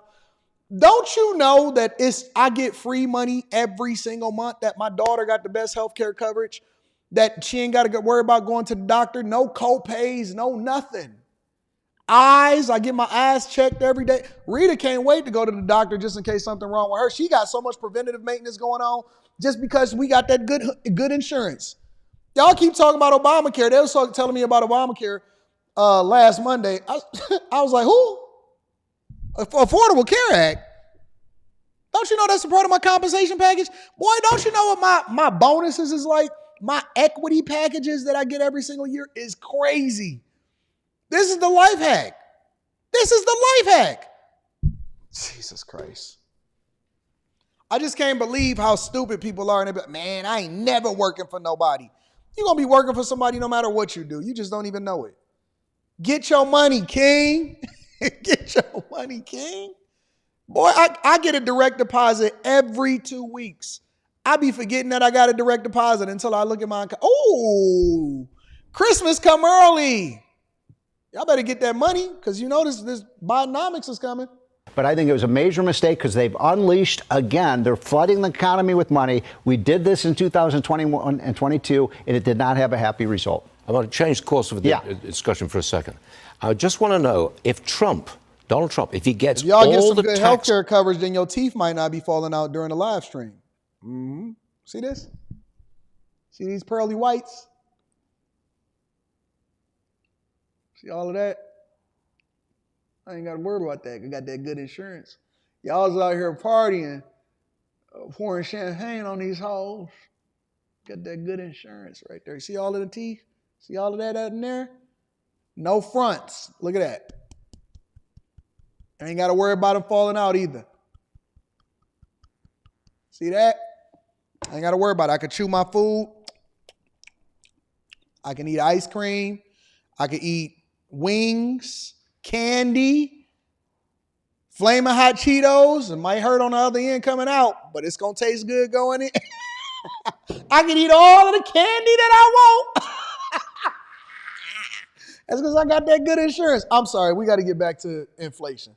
cuts that he wants, and they're across the board, a bunch of tax cuts. What does that do to the deficit? Well, first of all, thank you for mentioning my new book. This literally came out 2 days ago. It's called The Trump Economic Miracle. And I was asking you, who do you think came up with that title? No glue. Trump. No glue. He said, but this has Crab all legs, the data and statistics comparing what. We heard enough of that. We don't want to hear his book. We could eat all of the candy, all of the crab legs, anything we want, anything we allergic to. We just take a little bit of Benadryl. We good on that. We ain't worried about none of that. Got that good insurance. Got that good insurance. Y'all might have a nice house. I got good teeth though. I got good teeth. Y'all want to do one more?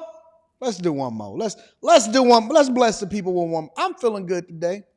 I know it's a hurricane coming, but I feel good today. Let me read some of these super super chats. B. Shank says, Mr. AD, I'm over this Biden. I've been over it. I've been over it. No Obamacare though. Love in Dayton, Los Angeles in the building. 23 bodies from an elite guy. He might be the next biggest rapper. Shout out to Love in Dayton and Los Angeles. Kay Millie says, appreciate your unapologetic delivery. Got out of my feelings and focused on the bag. Just landed my first cybersecurity role, but the grind continues. Run it up. Run it up. Make sure y'all tap into the Patreon. Link is in the description. Aaron L says, 100K in Boston can qualify for affordable housing. Y'all better get that bag. Y'all better get that bag. Let's go over to one more thing. Let's do one more segment. I got another one queued up for y'all. I don't have implants. I had all of my teeth. The only time you need implants is if you've been chewing on rocks your whole life. I never needed an implant because I got all of my teeth. See that? No implants, baby. You see that? I could do like this. They won't. No, see, they didn't even fall out. We good over here. Anyways, let's do one more. Let's talk about the auto industry and why Stellantis is struggling. I seen this pop up on CNBC and I wanted to have this conversation. Make sure y'all hit a like for the algorithm, subscribe to the channel, and turn on your notification. We going in overtime today, y'all. You may or may not have heard the name Stellantis, but you certainly know at least some of its 14 brands. 4 of them American. Stellantis is the 5th largest automaker in the world. It had a banner year in 2023, but 6 months later, the company is struggling. After hitting a high in March 2024, shares have fallen by more than half, and shareholders are losing enthusiasm. The whole discussion on Stellantis has basically collapsed. Somebody said, how do you get access to the Patreon? The link is pinned to the top of the chat and it's in the description of the video. We're not talking about free cash flows. We're not talking about long-term AV strategy. We're not talking about market position. Nobody wants that Dodge Dart. Nobody wants, let me see this. We're not talking about free cash flows. We're not talking about long-term AV strategy. Let me ask y'all a question, because I literally just put in a call. I think I'm ordering the Challenger, the Hellcat, the Demon. I don't really like the name of that, but I think I'm going to order one just to keep it for nostalgic purposes. Because I think that the value of them is going to go up over a period of time. How many of y'all want that? That's the electric version of the Charger that's coming out. It's being released now. It's the electric version. I do like electric cars. But I think they're charging like $70,000, $80,000, $90,000 for that. $70,000, $80,000, $90,000 for a Dodge electric car? People want choices. They don't want to be forced into it. We're not talking about market position or the China Elite Motor joint venture. We're only talking about how much will it cost the company to get rid of the U.S. inventory.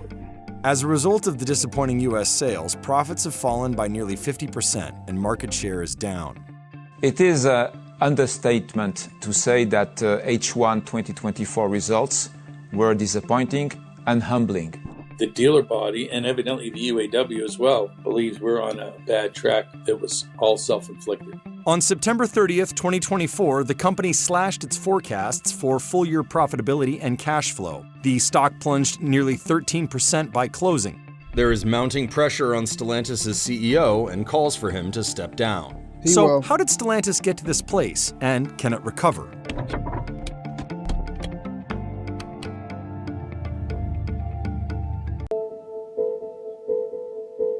That right there is so funny. I was talking to a guy as I was coming out of Home Depot, and he noticed me, and he was telling me that he actually worked there.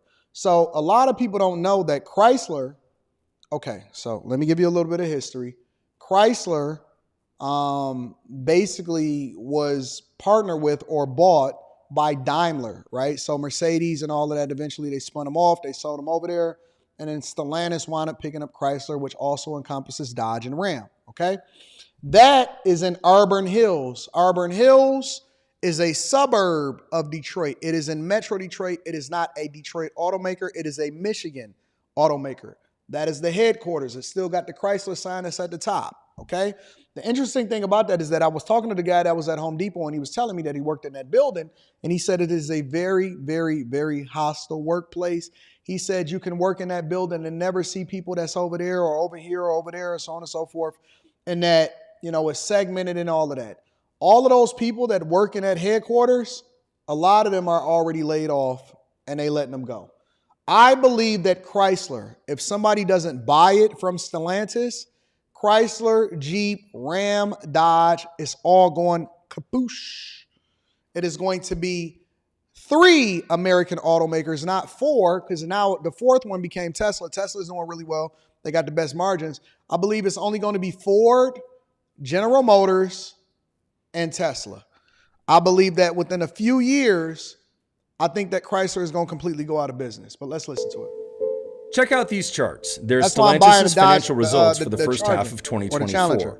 The stock's full-year performance as of early October. Shares have fallen from a high of $29.51 in March to just above $13. And it's mostly due to poor U.S. sales of its American brands. It isn't the only automaker going through tough times, but it is one that has lost significant market share to its rivals over the last 3 years. They can't keep in September, the V8 several officers because of of Stellantis' National Dealer requirements in order Council to switch sent an over to open more- letter to the more company fuel efficient accusing management of and being less behind the emissions troubles. going into the air. They can't keep Dave the V8. Kelleher is a Dodge, Jeep, Ram, and Chrysler dealer in Pennsylvania.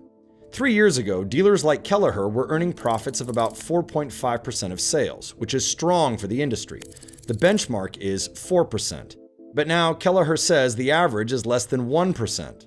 That's caustic. We have 900 The dealers dealers are in the scared, country that too. are actually losing money, and a bunch that are really close to it. In the same time period, the values of those dealerships have plummeted from 5 to 5.5 times earnings to 1 to 2 times, depending on the dealership's location. Kelleher is selling 100 cars a month, whereas he used to sell about 185. As of mid-September, he had 473 cars on his lot, collectively worth about $27 million. Bear in mind, dealers buy their cars directly from the automaker. Kelleher has been selling these cars his entire career and has seen the ups and downs. This time, he says the troubles are of Stellantis' own making. Dealer morale is at low. Corporate morale is at an all-time low. So I would suggest that this company, I don't know what their end plan is, because they certainly don't tell us. But if you guys work at Stellantis, Chrysler, Dodge, or anything like that, I don't care if you work in a plant, I don't care if you work in corporate, I would be looking for another job. I would have been in school. I already told y'all, and the final nail in the coffin, honest to God, the final nail in the coffin was, let me see something real quick. The final nail in the coffin was his UAW contract, because it basically priced him out of being able to compete. Nobody is going to be paying $100,000 per truck or $100,000 for a Chrysler or a Dodge or anything like that. And they had to raise the consumer prices for research and development to continue to transition over into electric, because the Biden-Harris administration is forcing every automaker to move over to electric. And when they started paying all those workers all of that money, the layoffs was coming. And the minute that they approved that contract, I said that it was over. I said that Sean Fain basically put a nail in the coffin for all Chrysler workers in the United States of America. The only thing that they're going to be able to do is import cars, or hopefully sell it over to a larger automaker in which they can share platforms. And then they just going to rebrand or badge everything as a Dodge or a Stellantis. I mean, a Dodge or a Ram or something like that. But nobody wants to pay $80,000 for a Jeep. Nobody wants to pay $90,000 for an electric vehicle. And interest rates is high, and people can't even afford to live and stuff anymore. It's not happening, bro. It's not happening. The minute that they signed that UAW contract, it was over. It was completely over for Stellantis here in the United States of America. Nobody want a Dodge Dart rebadged Fiat. Nobody want that. Nobody want it's not happening, bro. It's over. For 2.5 years, we've explained to them that we think we're on a bad path and nothing's been done to it. The dealers aren't the only discontent stakeholders. The United Auto Workers Union has been threatening to strike again. And earlier in 2024, Stellantis suppliers were halting production over pricing disputes. The disputes have spilled into the courts. North America operations were, highly profitable and kind of seen as a little bit of a cash cow. Maybe the idea was it could run itself with not much influence, but it still needed support. Stellantis has only existed for about 3.5 years. It was created out of a merger of two major automakers, France's Groupe PSA, sometimes known as Peugeot, and Fiat Chrysler, which was itself a merger of two other companies, the Italian maker Fiat and the American Chrysler, a company with a long and tumultuous history. Chrysler has always been the weakest of the three major they don't put producers no products in there. in They the only United had the States. 300 in the It had the Pacifica. smallest market share of the Detroit Three, the three major automakers based out of Detroit, Michigan. Here's what volumes looked like for the Detroit Three in 2007, 1 year before the financial crisis. By 2009, Chrysler and GM both went bankrupt. Chrysler will file for bankruptcy after failing to reach a deal with some of its debt holders. Then came the merger with Fiat. The continuity of Chrysler was at risk. So whether you like this decision or not, it is the only path that kept Chrysler alive. It's gone through certainly more than one near-death experience in my lifetime. And it's a testament really to the brains and work ethic of the people at the company that have really pushed Chrysler back to the brink each time. A revival followed under the leadership of former FCA CEO, the late Sergio Marchionne, They got him whose about it. turnaround at Chrysler was at times considered miraculous and at others marred by controversy. He went in and he understood that he needed to make these brands like superstars. So he went into the engineering and he built the entire product portfolio. He found these people that really were terrific, like a Tim Kuniskis, for example, who took Dodge brand and just made Dodge brand vibrant again. No, I don't think that it was him. I think it was Ralph. Was it Ralph Giles? Ralph Giles? Tim Kuniskis, he the person that they now have put in charge of Chrysler now. It wasn't him. It was Ralph Giles that really reinvigorated from a design lens of what was going on over at Chrysler. Whatever they talking about is nonsense. It was the Ralph dude that absolutely changed Chrysler. The Jeep, Dodge, and Ram brands all set sales records in 2018. The Ram truck was taking share from its competitors, the F-150 and the Silverado. The Dodge Challenger was a muscle car, a declining segment, and the car itself saw few significant updates over its lifetime. But that didn't matter. It eventually outsold both the Chevrolet Camaro and the Ford Mustang. Despite all the success, Fiat Chrysler's board was long known to be looking for a deal. First with the American GM, then the French maker Renault, and then Peugeot. Welcome back. Jeep parent company Fiat Chrysler merging with European automaker Peugeot to create the fourth largest automaker in the world. Peugeot had a strong presence in Europe. The company had already bought GM's Opel and Vauxhall brands. In some sense, it seemed like a natural fit. The two companies in that sense were already very accustomed to co-developing products together. They knew each other's cultures already because they've been in heavy collaboration for, since the 80s on those commercial vehicles. So culturally, it made sense. But there was also the opportunity to cut costs and save billions of dollars through synergies, such as sharing parts and platforms. This could also reduce the burden of investing in extremely expensive new technologies like EVs, automated driving, and software. And of course, pay money out to shareholders. And at first, the market was quite doubtful whether Stellantis could pull off the $5 billion in synergies between the two companies that they had announced. Jeremy Rogers says, Anton, are you still getting a Cybertruck? I don't know. It's so many different cars that I want, and there's so many cars that I got on order. I don't know if it makes sense. I will say that now they got out like the non-founder series. I don't know. We'll see what happens, bro. We'll see how it plays out. I don't know if I'm going to get one. We'll see. We'll figure it out. And then we'll play it from there. But they basically ran it into the ground. I don't think that it's going to exist as its own independent automaker anymore. I think that the brand is absolutely going to be killed, and I think that it'll be sold off because the value of the name still exists. The Ram name still is great. The Jeep name is still as great. Even Dodge, you can make something out of it, but the fact that they're pushing everybody to go over to EV is going to be a difficult play for a lot of people. So anyways, neither here nor there. That's all I got for y'all today. We are over time, but I was excited because they asked me if I was doing well at work, and I said, yeah, even though I'm looking to retire before the end of the year, so we'll see how that plays out. Let me read a few more super chats, and then I'll get y'all up out of here for the day. Freedom Care Podcast says, an illegal Afghan citizen was arrested in Oklahoma City after buying 500 rounds and 2 AK-47s. He was reportedly planning an attack on Election Day. Unbiasedly Raw says, if they quit with the markups, they'd be half all right. It costs them too much money for research and development because they're trying to move over to this EV platform. Aaron L. says this is mostly the result of bad upper management. Instead of actually fixing internal structures for long-term growth, they push for short-term fixes. Devastator says an offer was made for Chrysler, but they said no. Big Richie 773 says, I hate when companies ruin American muscle. One of the reasons I think that they said no is because they couldn't spin off debt that went along with it. They was just trying to buy the brand. So they would have still been responsible for the debt. But I don't know. Make sure y'all tap into the Patreon. Link is in the description. Also, Tiege Hanley, 40% off your first order plus 20% off for life. And then go and get your tickets to come and kick it with me in person. I love y'all. I appreciate y'all. Y'all take Wednesday night off. We'll be back tomorrow morning, and I'm going to give y'all an update on what's happening with this hurricane. I love you. I appreciate y'all. Stay safe. Peace.